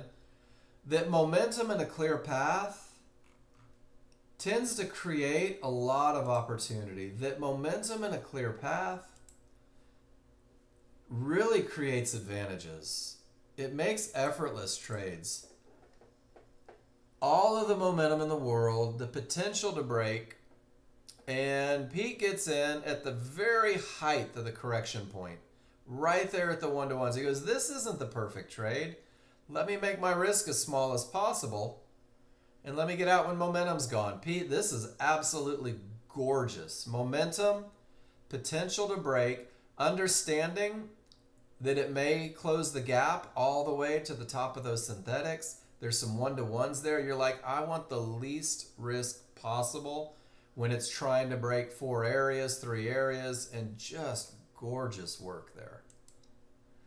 And then Ron C says, momentum for the win, one and done. 6 contracts, odds favorable, clear path, $110 per contract, goals met. Guys, when I said people build trading plans around momentum and a clear path, Ron C is who I'm talking about. Guys, when it's strong and there's nothing in the way, it's so hard to stop that market. Beautiful trade, Ron. Jen, that's not odds favorable. That's a fib, silly. Just kidding. Odds favorable. Jen says, hey, this is a momentum style trade. Everything is down. Everything is strong. We break through the area. Let me take a little snap back to the fib and ride that wave of momentum. Perfect entry, Jen. Perfect entry, Jen. 100% rules-based. Easy money because of momentum. Momentum, momentum, momentum. All right. Miss Clara. Everything says down. Looks like the path is clear. Where did you get in? 83? Yep. It didn't quite get you at the mid-band. So you waited for it to start heading down. Totally cool. And as it's coming down, you get paid. I love it. Clara, nice job trading with momentum, trading with the path. It didn't quite hit your entry area, so you catch it on the way down. And then once it goes down, Clara, your stop's 2 ticks above it. Virtually no risk. Outstanding. Can I tell you, Miss Clara, that every day you seem to be getting a little tighter on everything. Every day you seem to be getting just a little bit better. I absolutely am thrilled with your progress. So you guys won't celebrate your victories because that's not human nature. So I want to make sure that you celebrate your victories. And Clara, celebrate your victories because you turned your questions into execution, and it's absolutely outstanding to watch. Thank you. I get excited when you guys get successful, guys. I get excited when you guys take these lessons and start turning them into winning trades. Let's see who's next. Are we learning anything yet? All right, Clara, you again. Clara's like, you know what, Mark?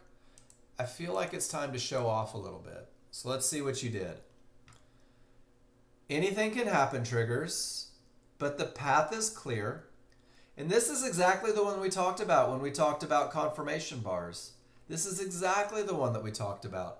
The areas are outside a little bit. I think the mid-band's going to hold, but I'm not sure. Adriana, beautiful trading today. Go enjoy some sunshine. Go hit the beach. I'll write you a note for work if you need it. I'm not positive that it's going to hold, right? Because it's not inside of favorable triggers. I'm not 100% convinced that it's going to keep down because I do have anything can happen triggers. Ladies and gentlemen, this is where you use the confirmation bar, and that's exactly what you did, Clara. And it turned out to be pretty easy money with the clear path and that confirmation that it's going in the direction. Beautiful, beautiful, beautiful. Are you guys having as much fun as I am? This is rad. I'm having a good time. So much so that I just said rad. My kid got a cringy feeling in his gut just a second ago, and he's not sure why. All right, next trade. Let's see what we have. Let's keep it rolling. There's a lot of winners today, guys. You guys aren't hiding losers from me, are you? All right, Steve. Steve says, check it up, Mark. Let me give you a lesson here. When a termination reverses the market, Mark, this is a good thing. When it creates odds favorable momentum, that's a better thing. When it's almost a clear path, but not quite, technically it's a 50-50, so I know that I need a great entry. Look at all that momentum. I'll get in at the bottom of the window. I'll put my stop behind it. I'll take profits on the first contract, and when a second divergence prints on a 50-50, you know what? I'll get paid. And then he's asking, is this another entry? Man, that's a great question, Steve. What do your rules say about a 50-50 with 2 divergences? That's the only way I could answer that question on whether or not that reversal bar is a reason to get back in. What do your rules say about a 50-50 with two divergences? Are you willing to take it? If you are, then yeah, it's an entry. Doesn't fit my rules, but I don't know. It might fit your rules.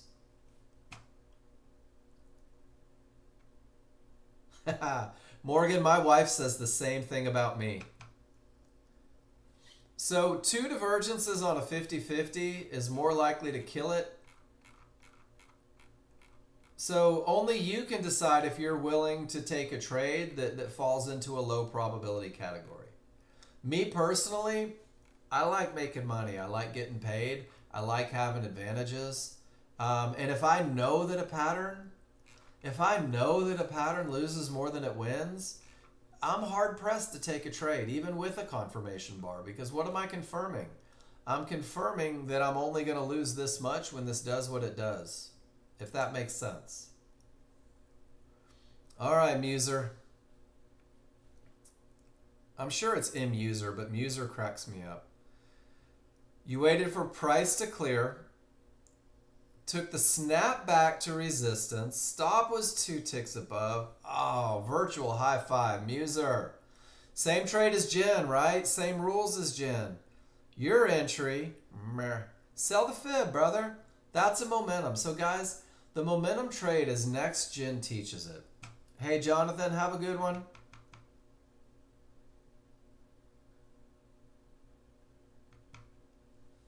Yeah, and that's the thing, Steve, is it happens so often, especially if you're watching the NASDAQ. There's so much opportunity on the NASDAQ. There's no reason to feel compelled to get into maybe trades. And that's learning to trust. So Muser, let me show you the Nexgen rules. When this is odds favorable momentum and it has the potential to break, right? The smalls start to break through. The Nexgen momentum trade is the small triggers break through, sell the snap back to the fib. Because what you're doing is you're banking on the momentum. You're banking on the momentum to carry you through. All right, so you said with divergence, you weren't willing to take it. That's cool, so you waited for confirmation. No worries. Usually you won't have time to know whether or not there's a divergence, and that's why I like your stop placement. If I get in at this fib, my stop is 3 or 4 ticks above it. I'm risking $30 or $40, Muser, rather than risking 79, 92, 150. Does that make sense? By selling the fib, because a 50-50 is just trading the potential as well. But why not trade the potential right from the fib with the least amount of risk? Great trade, though. Beautiful trade. Nicely done. And guys, I'm going to find challenges and point out maybe better entries. It doesn't mean that I don't love what you did. It just means maybe I can help you do it just a tad better. All right, Clank.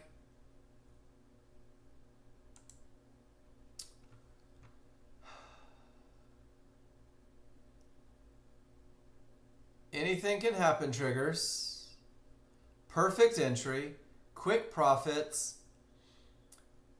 And then I would say that you held a little too long as well. That was right at the open, so it happened quick, right? With this look, divergence will take me out if it looks like this, because it's weakness, it's loss of momentum. And you got break even. There's absolutely no harm done. Really nice trade. I think you and Paul both took the same trade and did it beautifully. Adamos. Or I'm in Texas. Adamos. That's a big difference.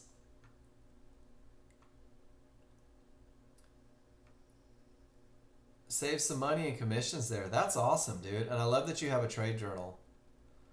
So up 3,400 in 2 days. Welcome to Nexgen. Welcome to Nexgen. Oh, can I scroll down? Oh, I didn't even see that. 54 and you made $400. 25 and you made $1,100, 10 and you made 716, 6 and you made 1.4. So what I'm seeing is that you're refining your method. How cool is it that on 6 trades you can make more than you did on 25? Patience. Man, I'll take a $156 losing day every day. Well, not every day, but that's it. Oh, I see what you did there, Mr. Play on Words. Nicely done, Adamos. It's good having you in the room. It's good having all of you in the room. All right, Clank. I feel like I need a cowbell or something. Instead of saying your name, just making the noise. Question, should I consider the mid-band a termination condition or the support that pushes price back up into the green trade box on the 5-1? Great question, Clank. Great question. Is the mid-band a termination condition?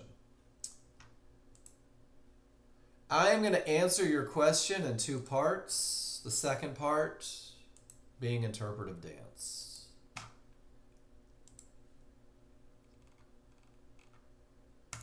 So when we talk about the mid-band being a termination condition, what we're going to do is the large chart mid-band will behave as a termination condition, Clank, if the large triggers are a full bar away.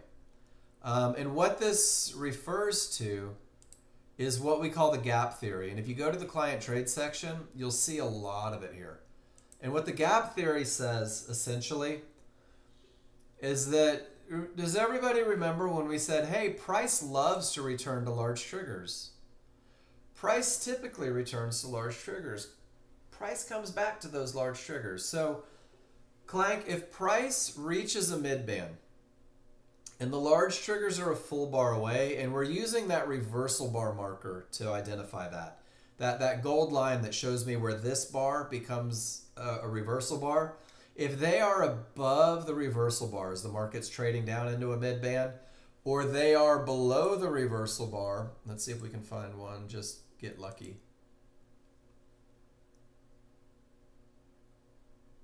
Nope, but same thing. If they're on the other side of the reversal bar marker, well then the mid-band behaves as a termination condition. Let's go see if we can find an example or two of it. Dun, dun, dun.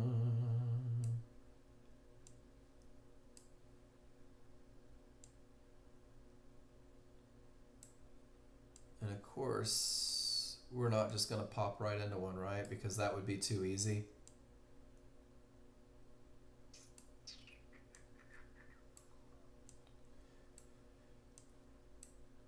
Well, there it is right there. So Clank, are you with me? And everybody in the room. Those anything can happen triggers, anything happened and it pushed it right up to the mid-band. And when it hit that mid-band, do you see how far away the large triggers are? This is when the mid-band's a termination condition. This is when there's no long trades into that mid-band. So, if we look at your picture,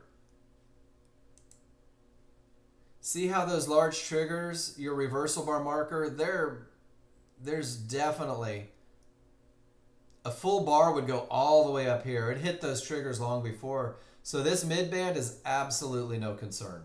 Absolutely no concern. It's just a 50-50 trade without divergence with the absolute perfect entry. Does that make sense? Good stuff. All right, guys. Second hour, I'm going to take a second. I wonder if that's going to go 4 or 5 ticks beyond. It might. When I come back, we're going to finish up the rest. I'm going to leave you guys with crude oil. I'll be back in about 4 minutes, guys.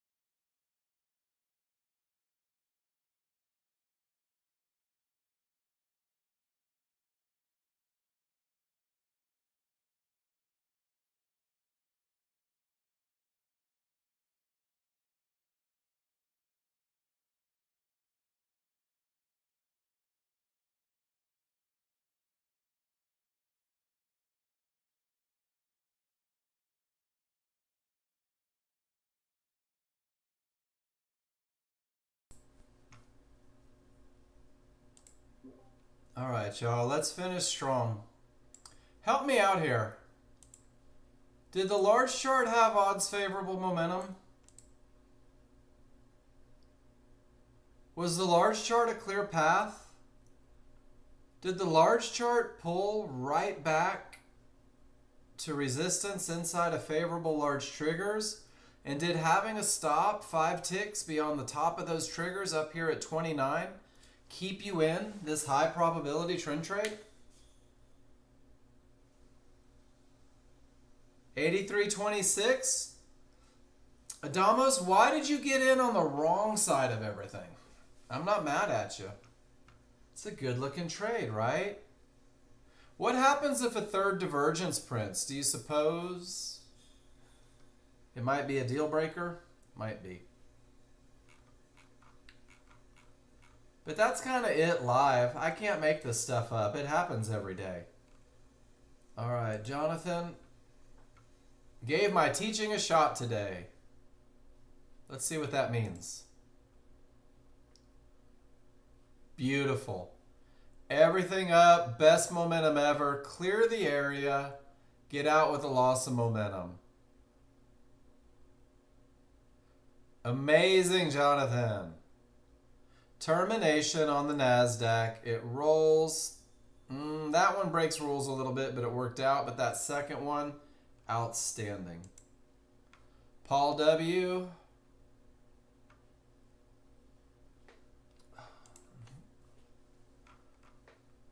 Let me figure out what you're doing here. Everything says down, you go long and get run over. I noticed that you didn't post that one. And then weak triggers, but a clear path. Attempt of the momentum, quick pull back into the fib. All right. Great lesson here and great annotation. No worries, Kenny. If you had a fib, no worries.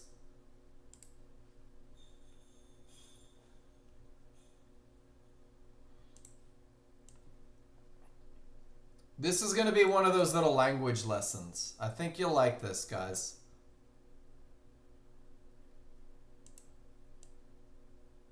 All right. Even the bots. So, do I have momentum on the large chart? Small's inside of the large. What do you think? You even said weak triggers. So no momentum on this chart. And then my smalls are inside of the large on this chart. So this is why I think language pays dividends. If I have no momentum on either chart, how can I take a momentum trade, right? It's like having a big slice of pie in front of you and saying, man, I sure do like this cake. You can't. And this is where understanding the rules, right? So Paul, what you did is you took the perfect momentum trade entry spot, but you did it with no momentum and kind of got exactly what we would expect. So it's just piecing it together as you start to add new trades, right? So Paul, this is a relatively new one for you. And now you've got this to work off of. It can't be a momentum trade if I don't have momentum. It's impossible. There's just no way to do it. Guys, excuse me just 1 second. I will be right back.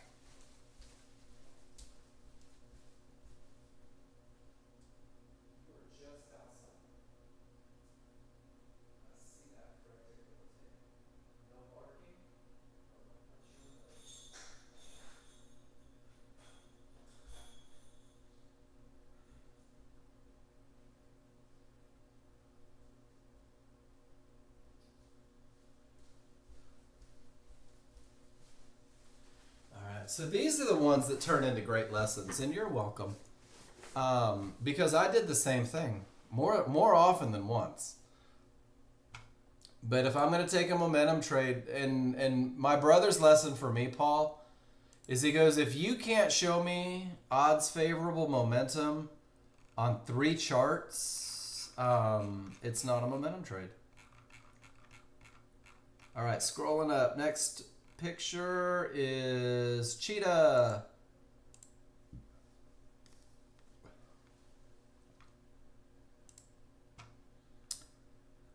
Odds favorable momentum, no clear path. I love that. That's my favorite word, but. But in small chart broke 1-to-1.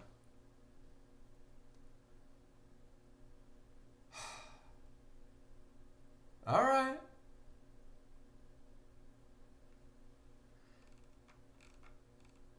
So what happened after? Did you get away with one? Yeah, Paul, that's because you're a better chart reader. You're a better chart reader and you're seeing more. And this is where holding onto your rules is so important. So Cheetah, did trading directly into resistance on a range-bound market, did that work out for you? Trading directly into the fib with all the triggers. And it might have. I don't know. But it wouldn't have worked out for you there or there or there. So you might have gotten lucky. You had momentum on both charts. You took the momentum entry. But you do have a stop right at an area of support inside of triggers. Hope it doesn't turn into a trend trade. Anytime you write but on a chart, ladies and gentlemen, you know you're taking a chance. Anytime you write but on a chart, you know you're doing something that's probably going to lose more than it wins. The challenge is being able to not do it. And then Jonathan posts and says,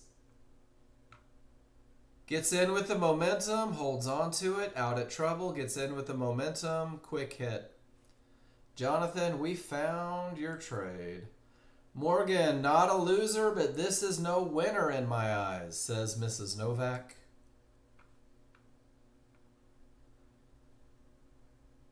Odds favorable momentum.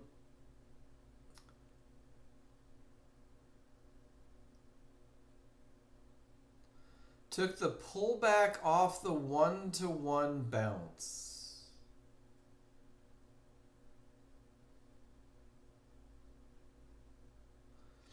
All right, I see what you did here. So Morgan, can we look at both sides of the coin here? You have odds favorable momentum. All right. Guys, I've done this before.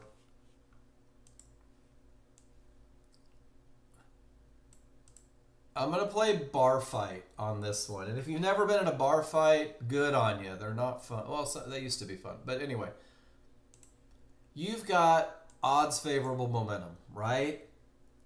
You've got strong triggers. You've got tiny little entry. It's so late. It is so late. You should have been in at the area if you're going to take this chance, especially with the small triggers down here. And you're saying with this much momentum, entry was set here, last for some reason didn't fill, not filling, hit sell market, got real lucky, haven't traded all today, and think you just got bored, went for small profit. Yeah, so this is on this trade right here, Morgan.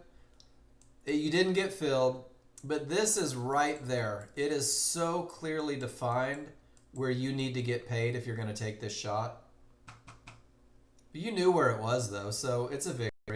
This is bar fight. Guys, if I'm going to trade into a termination condition, if I'm going to be that guy that says, you know what, to hell with things that hold all the time and do this, it better look like this. It better be odds favorable. It better be odds favorable. It better be no divergence. It better be manageable, right? It better be freaking perfect with the exception of that termination. And Morgan, I think that's what you did. And then you just held it a little longer. I'll never tell you guys not to do it, but if you're going to do it exceptional. Least amount of risk, most room to get back to the area. All right, clank.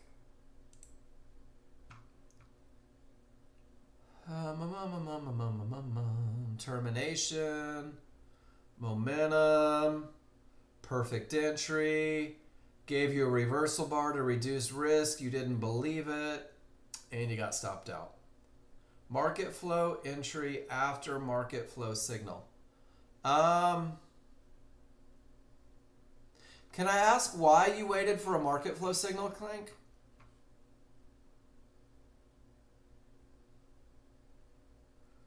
Because you had your momentum, you had your clear path, you're coming from a strong bottom, you had a perfect pullback, right? And you had your risk established. You're in at 35.5. You've got maybe 10 ticks behind the reversal bar. No reason to give up 130 per. This is why I hate gold. Gold's an asshole. It always is. No worries, Clank. Late to trade happens sometimes. Andy Man, you've got to split. Oh man, I missed you on that one. Well, Andy Man, I hope you have a great day. Let's see what you did here. Odds favorable, clear path, jumped in way early. It was on its way up and then it started to head down and Andy said, oh shit, I better get in. And then it came back up and then third divergence killed it. Pardon my French. That's the oh shit. It was right here, wasn't it? And then it started going down. And you said, man, I better jump into that mofo. See you tomorrow. Have a great afternoon. And then it went back up. And it just didn't give a lot of room to manage. And then your exit is on the third divergence, which is about right there. So getting in at the mid band, you're virtually break even on the trade, as opposed to giving a little bit back. Good stuff though. The look is right. The entry's early. I'm such a stickler, and just because I do it doesn't mean that it's the right thing. But man, if it doesn't give me my entry, I just don't take it. Hey, take care, new trader. This is my thought process, because I like to share my thought process. Because that's what I do. I'm a thought process sharer.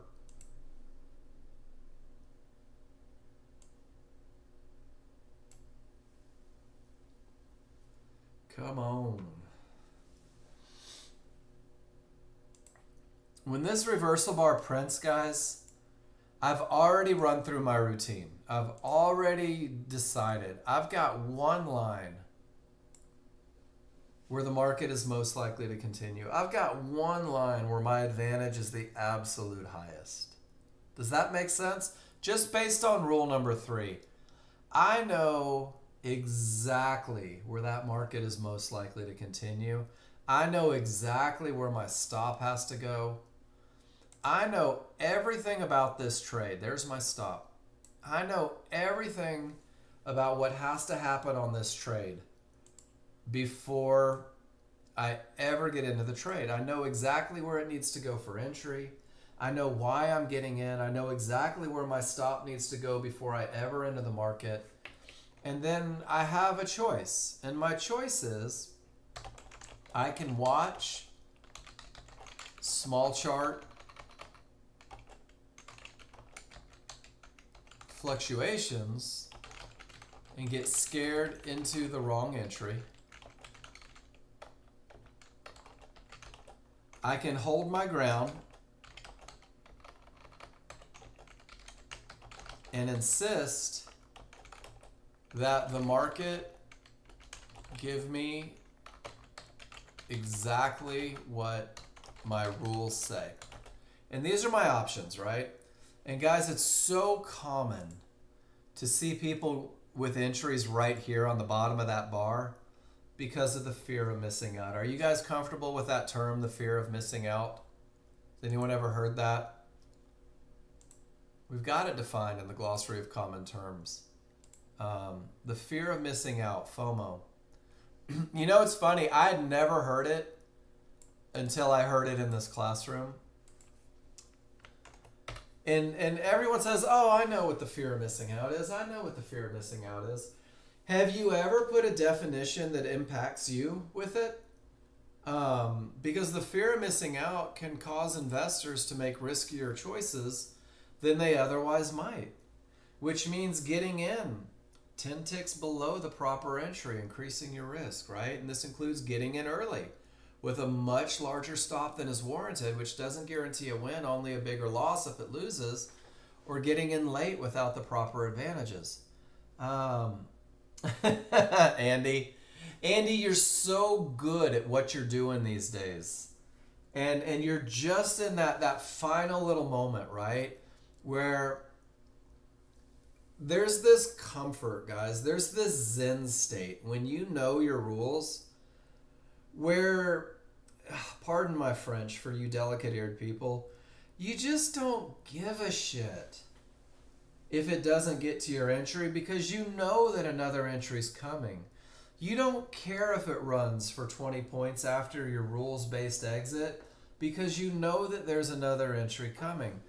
And for whatever reason, new users have this fallacy in their head that the market only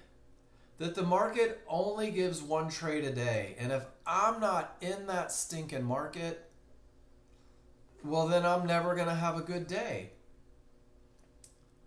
For you momentum traders, odds favorable, smalls break, pulls back to the fib, and goes. So here's the deal. User, you can't think of this like a 50-50 trade. You have to think of this as a momentum-based attempt at trading the breakout. And then when you get to the 50-50, not from a good bottom,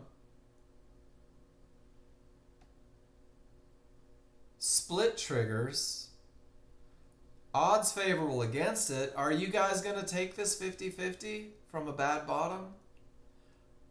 Are you going to take the 50-50 with split triggers? Are you going to take the 50-50 with the large and the small against you? You might. This bad bottom, for me, I have a sneaking suspicion that the sellers are going to try and finish their move to 97. It's not guaranteed, but I recognize this pattern enough. Bad bottom straight up to the mid band to resistance, and they try to push down. Bad bottom straight up, maybe they're going to try and push down again. I'm not going long here personally because my KISS plan says that in order to have the best chance of success on a 50-50 trade, it needs to come from a strong bottom. It needs to come from a termination condition that reversed the market. And guys, I just don't have that. It might go up. What do your rules say? That's what you have to ask yourself every day. What do my rules say?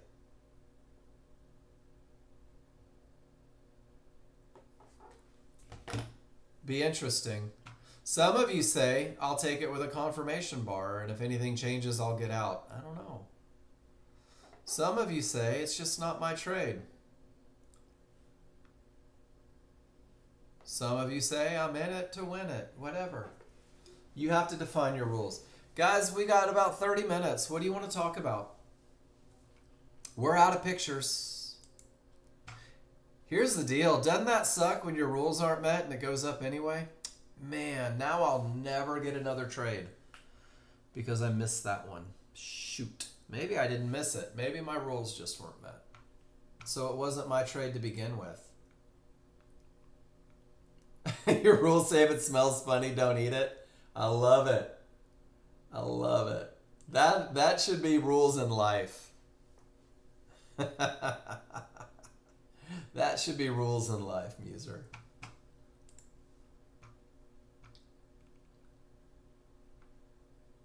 All right. I like this one. Guys, I make little Word documents because they make me happy. 6 signs you know you're maturing as a trader. The first one is that you manage your risk before you ever manage the reward. This is what Nexgen is all about, guys. By having advantages in place, by trading a statistical advantage, by insisting on your rules being met, you literally are managing your risk before you ever manage your reward. By entering at the best spot, you're managing your risk. By putting a stop where the market shouldn't go, you're managing your risk. By putting it below the reversal bar in the direction of your trade, you're managing the risk.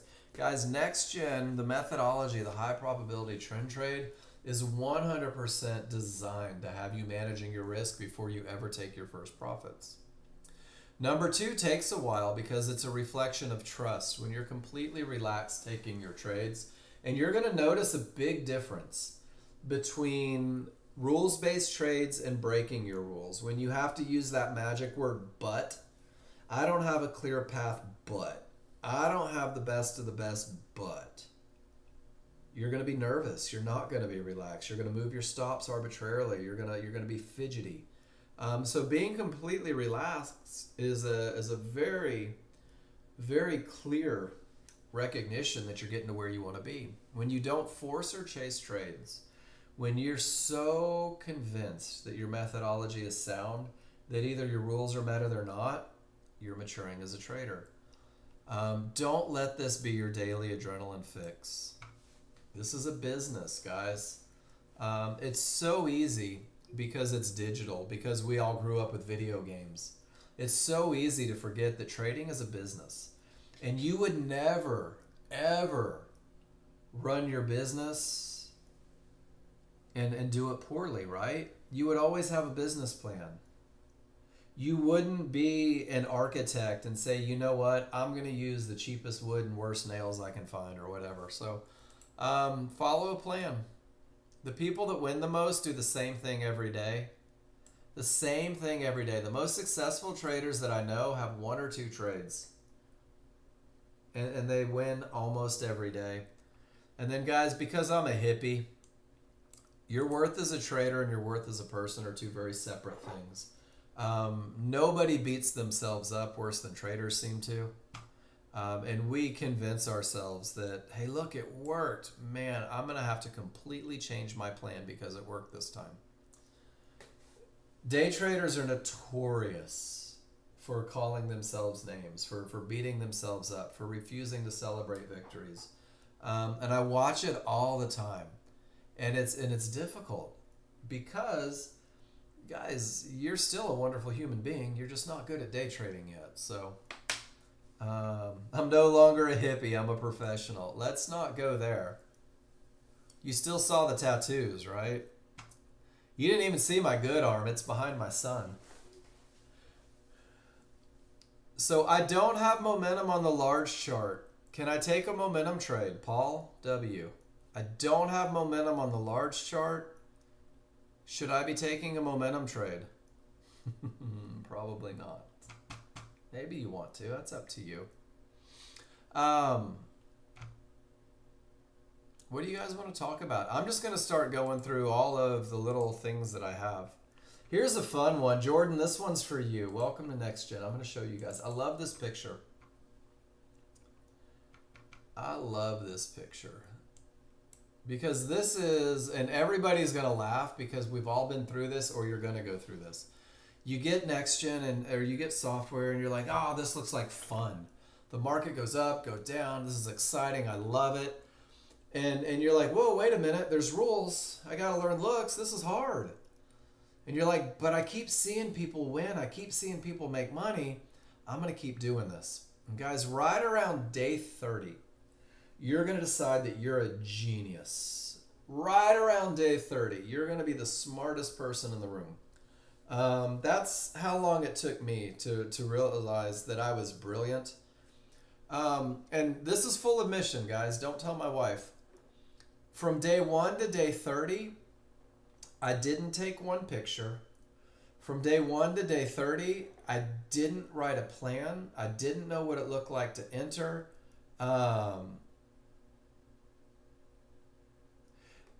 Jordan, here's the beauty. Simulate, practice, because even if you're taking the wrong trades, I'll go back to this picture. Even if you're taking the wrong trades, You're learning the habit of making sure that you have a strategy in place. You're learning the habit of right-clicking on your chart and being able to activate a limit order. You're learning the habit of being able to move your targets, of being able to move your stops where they shouldn't go. So whether it's the right trade or the wrong trade, what you're doing is you're basically learning some ninja trader skills. You're going to learn how to scale your charts. You're going to learn how to compress them, how to take them away. So dude, trade away, right? And here's the best part is if you do get in here, right? If you do get in and you're like, man, Mark, let me take that picture. And you post this picture in the room, Jordan. Well, then I get to say, hey, Jordan, we trade with 2 charts. So every time you post in the room, do me a favor. Click and drag on both charts, right? Everything that you do, Jordan, is a lesson. And like Ron said, we start to learn lessons by doing. So I don't want you to wait until you're more knowledgeable. I don't know how old you are or if you have kids, but it's kind of that thing. If you wait to have kids until you're ready to have kids, you'll never have kids. But if you just start playing a little bit, even if it's tests, we'll start talking about things and translating them into lessons. So man, simulate, practice taking pictures, practice posting in the room, practice scaling charts, all those things. Yeah, dude, don't be scared to do it. And no one in here will admit it, but I'll admit it for them. Everyone in this room, well, except for Adamos, he pisses me off. Everyone in this room struggled in the beginning. Just kidding, Adamos. Everyone in this room made mistakes. Everyone in this room lost thousands of dollars on simulator and then reset the simulator and never bothered to show me. Everybody in this room has had a challenge at one point or another.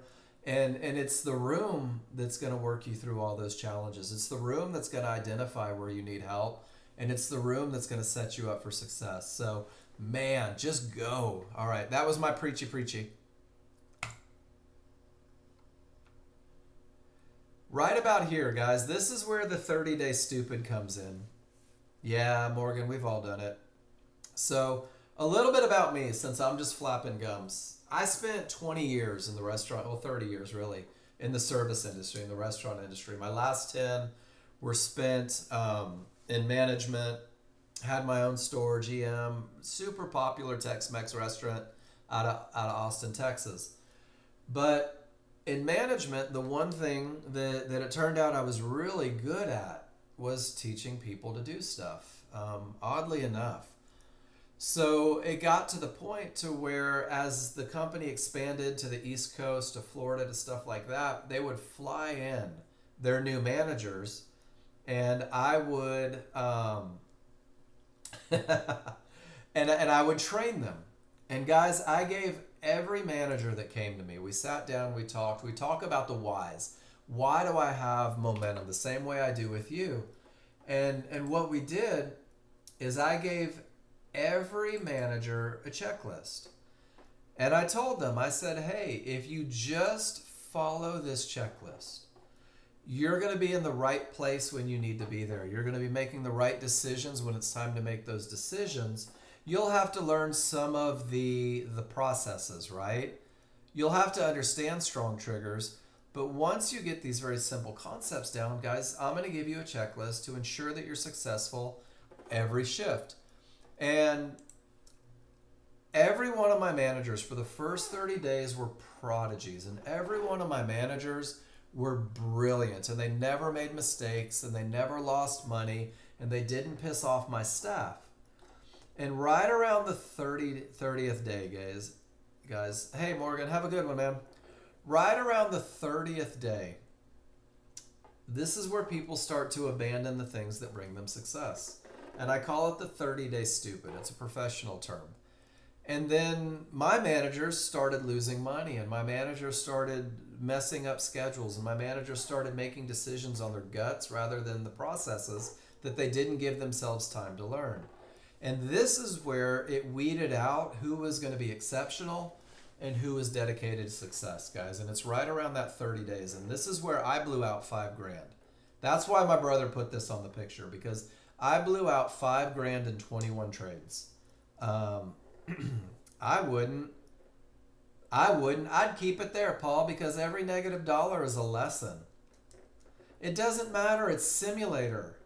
If you're playing Monopoly and you're bankrupt and then somebody gives you $1,000 of Monopoly money, reset it if you're so overtraded that you can't see your charts. But who cares? It's pretend money. And that's the problem right there, guys, is you put value. Remember when I said that that's not a candidate for a momentum trade? Is you guys put value on that number. This number means shit, guys. This $40 isn't going to buy my lunch today. This $40 is simulated money. What does this $40 represent? It actually represents the wrong entry and me jumping out of the trade. This means nothing. Do you know what means something? Is taking the right trade and seeing these when the rules are met. Seeing your entry and seeing your exit. That's what the quality, guys. So make all the mistakes in the world. This is where people go live. You don't have to go live anymore. If you think you're ready, go to one of those prop firms, right? Give it a go. Test your trading plan on a prop firm. And if you really don't have a plan, if you haven't done the work, if you're trading your guts instead of rules, you typically find yourself in an I don't know shit stage. And Paul, that's where you said, that's where you're at, right? And this is awesome. I found myself here. Guys, my brother wrote the software. My brother's owned the company. The company's been around for 27 years, and I know that it works. And I was so mad that I didn't automatically win without doing any work that I almost quit. And this is right here at the I don't know anything stage where I committed. I said, you know what? He told me that if I just took pictures, that if I just participated, that if I had a very simple plan that's been proven to win more than it loses, that I would get to that level. And guys, sure enough, he was right. And it pisses me off that my brother was right. So when you get to this stage, when you find yourself at this stage, this is where simplification pays huge dividends, guys. When you find yourself where your guts aren't paying dividends the way you wanted them to, when your opinions aren't producing the way you wanted them to, when looking for everything is only finding you the losers, that's when you come back to the KISS plan, guys.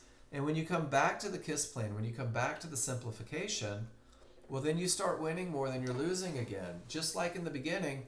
And that's when you start building that confidence again, and you really commit at that point to your success. And I've had people tell me, and it doesn't bother me when people tell me, I've had people call me on the phone and say, hey, Mark, you're full of crap. This software doesn't work. And I said, okay, you've never posted a trade in the room.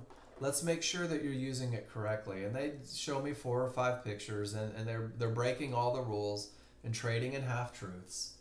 And I say, do me a favor and try something. Follow the KISS plan. Follow the KISS plan for 5 days. Follow it to the letter for 5 days. Don't worry about anything but following rules for 5 days. And let me know where you're at. And every one of them that do it, they're like, okay, yeah, it does work.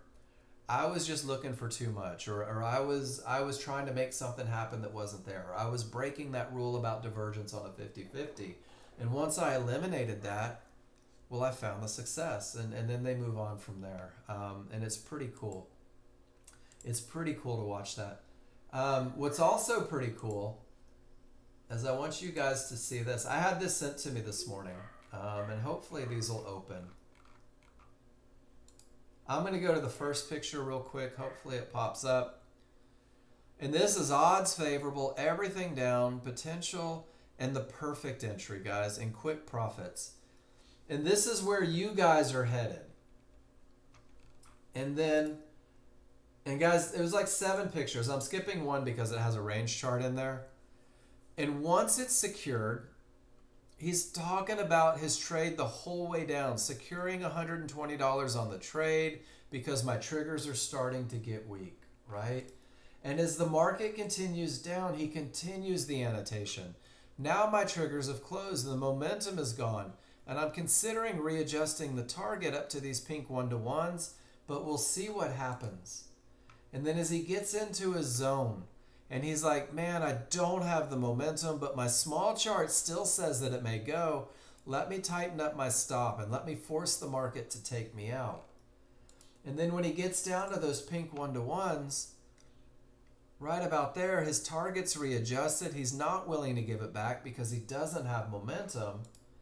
And eventually, he just gets out at his target right there at the pink 1-to-1s. And look at how tight he is as he gets to his target, because he knows that the rules of his trading, his prop firm say, get paid.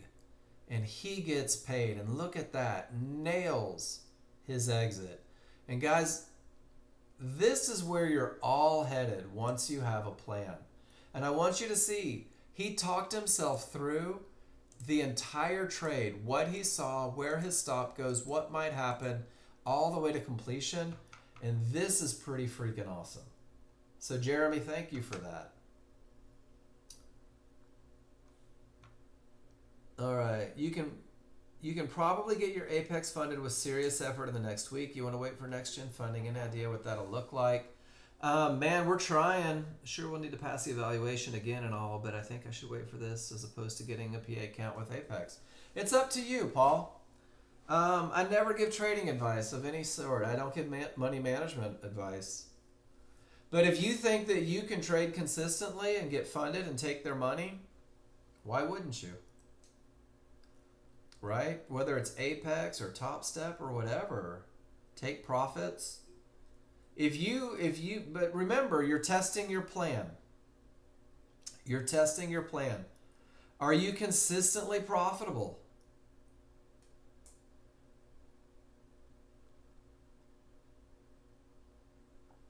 Okay. So if you think you could pass it with serious effort, why haven't you put serious effort forth yet? Ooh. That's $1 million question, isn't it? I believe it was Mike Tyson that said everybody has a plan until he gets punched in the mouth, right? Going into live is a punch in the mouth. So, Paul, if you want to try it, right, I'm going to test it. They have sales all the time. I'm going to see if I can follow my rules under pressure. Maybe you need the pressure. There's some people that trade beautifully with pressure, and they trade all over the place on sim. Everybody's different. You got to know what your thing is. I assumed that I would just be profitable day one. I assumed that because my last name was Novak, I was going to be the greatest trader ever. And it cost me $5,000 because of my ego and my inability to even have rules. So you have rules, right?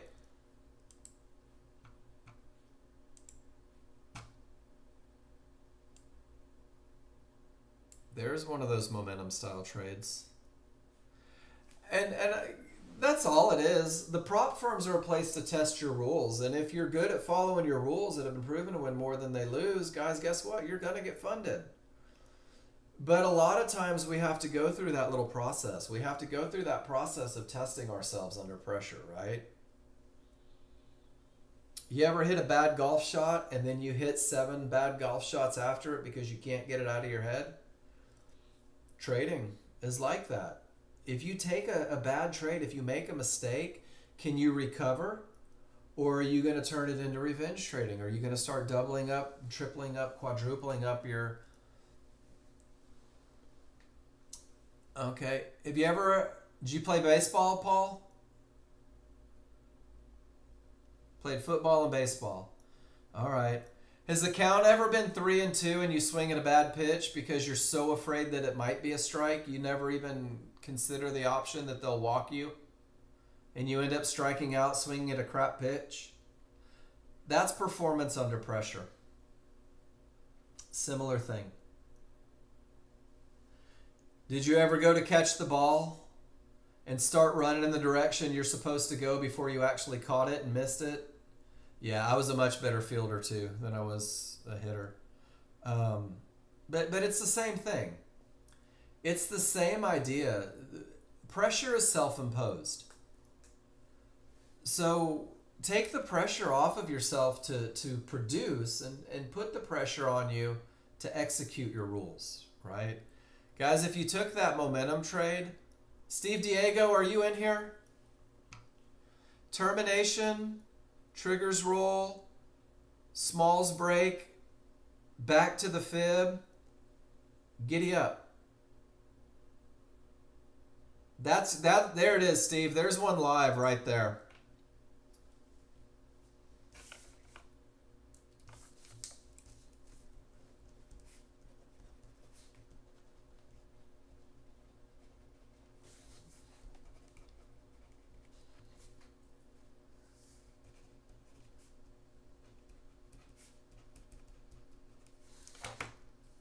Couldn't hit till you were angry. I cried when I was angry, so it didn't work for me. And then guys, where are we at now? Odds favorable, right? We're one tick away from the largest breaking. If I got a reversal bar right now off the termination that created the reversal in the market, can you guys give me a why if you recognize that this yellow box is where the market is most likely to continue on a pullback? Does everybody see it? Because that's what you're working on right now.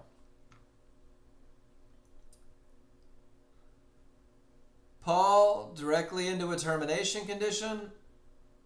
No divergence, strong triggers. And you work off of it. There you go. Taking chances. Taking the trade. Directly into a termination condition, but strong triggers and no divergence. And Paul says, I'll break my rules on this one. Same trade. 50-50, not a 50-50. It is directly into a termination, 100% without question. You can even see where it hit the fib, right? Not a 50-50. Directly into a termination. Does that make sense, Paul? That's just truth in advertising. You can see that it hit the fib. That's the same fib, 100%. But if I'm going to trade into a fib, you couldn't have done it any better. But from a weak bottom, that becomes a risky trade, and I love that you didn't hold it. Nice job. Now, that market keeps pushing. I want an entry. This is where I hate not being in control. I know exactly what I'm looking for. I know exactly where I'm looking for it. I just need the market to play along. So Steve, strong bottom, strong triggers, 50-50, perfect entry, quick contracts, 2 divergences on a 50-50, broke another rule and should have exited at break even after divergence printed. And then you hold it up and then it goes. The strong bottom, Steve.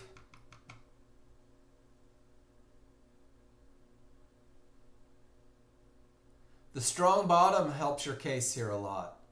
The fact that that was a bad top helps your case a lot. That level of momentum, having cleared the fibs, and the only thing you have to get through is that. I love your entry. I love your quick profits. Second lower divergence. It gets a little wonky in there for a second, right? And then once everything rolls, maybe go with the momentum. Hey, Adamos, great work today. Nice trade, Steve. Now it's odds favorable, clear path, nothing in the way. As long as it doesn't hit 83.06, you couldn't keep me out of an entry from the mid band right here. As long as I don't hit that divergence low. You guys remember when I said because of the bad bottom, they're probably looking for 82.97? My brother used to do this, and I swear he had a crystal ball. It's like, hell no, I'm not taking a long up here. This bad bottom, all this resistance, they're probably going to try to get to 82.97. And then, Paul, there's always ticks from entry at mid-band to termination if there is room. So you're saying because there's room, it's okay to break your rules? I just want to make sure I'm hearing it right. I know that my rules weren't met, but I had room to get back to the place where my rules weren't met.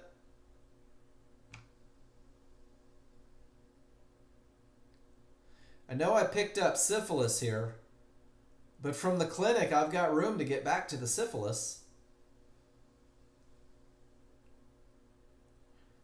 Same fib, reverse the market there. Fib, reverse the market there. It's all about advantages. That's all it is.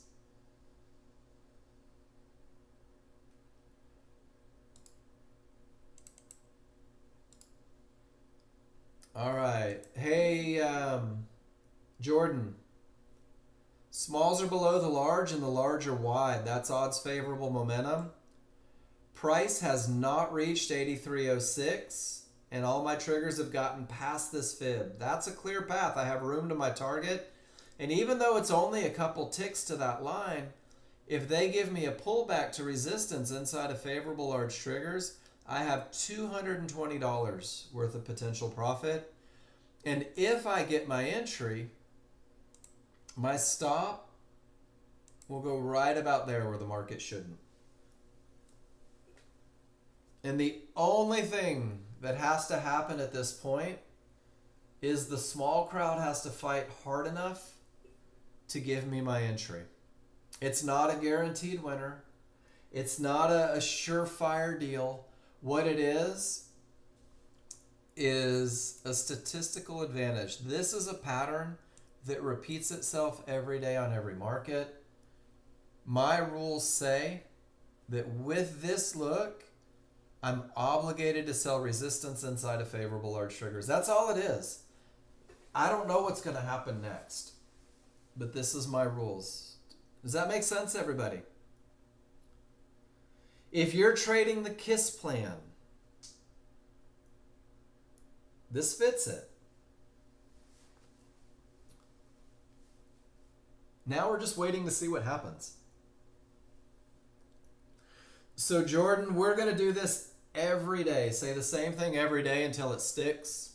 Maybe this will set up, maybe it won't. I don't know. I'm not in control of that.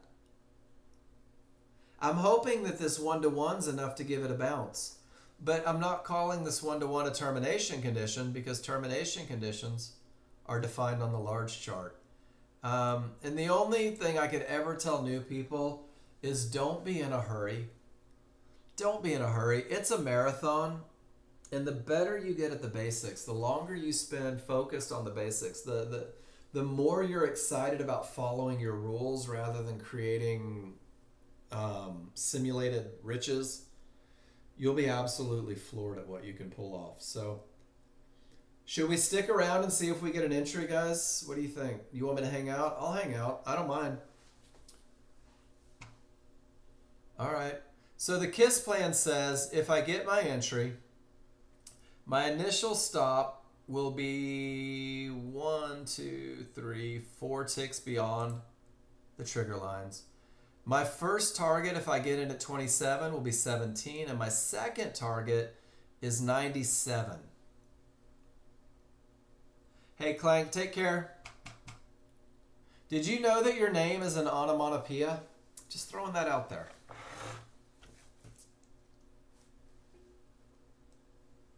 Guys, I got nothing. It is clank. The description of a sound something makes. English major. I love the word onomatopoeia. Just it flows off of the mouth. I'm not in control anymore. My hands are off the mouse. I'm twirling a pen, guys.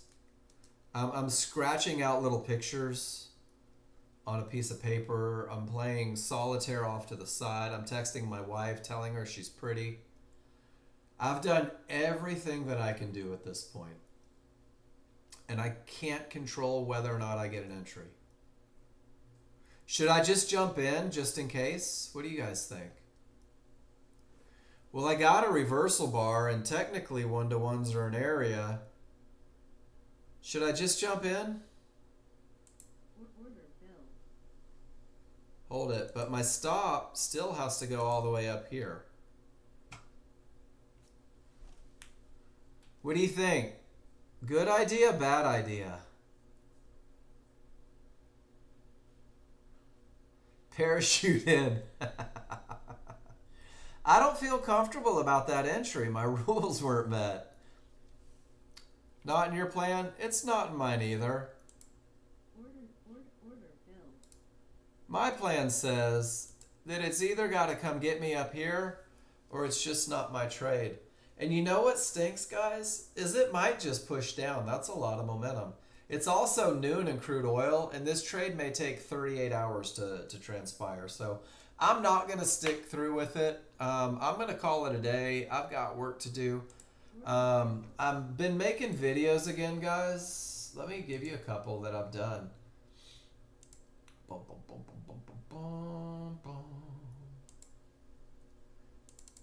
So, oops, wrong one. Let me go back one. One of the things that I've been doing is trying to create these videos for you guys. So here's one of a short trade. If you want to see what it looks like live and in motion instead of the little PowerPoint, there's a short trade. I'll drop one in every now and then. I'm trying to make these every day. And these are going to go up on YouTube as well. There'll be these little things. Isn't that cool? I wonder if it's going to come up from here. I wonder if it faked you out, got some people to jump in. Oh, there's a fib update.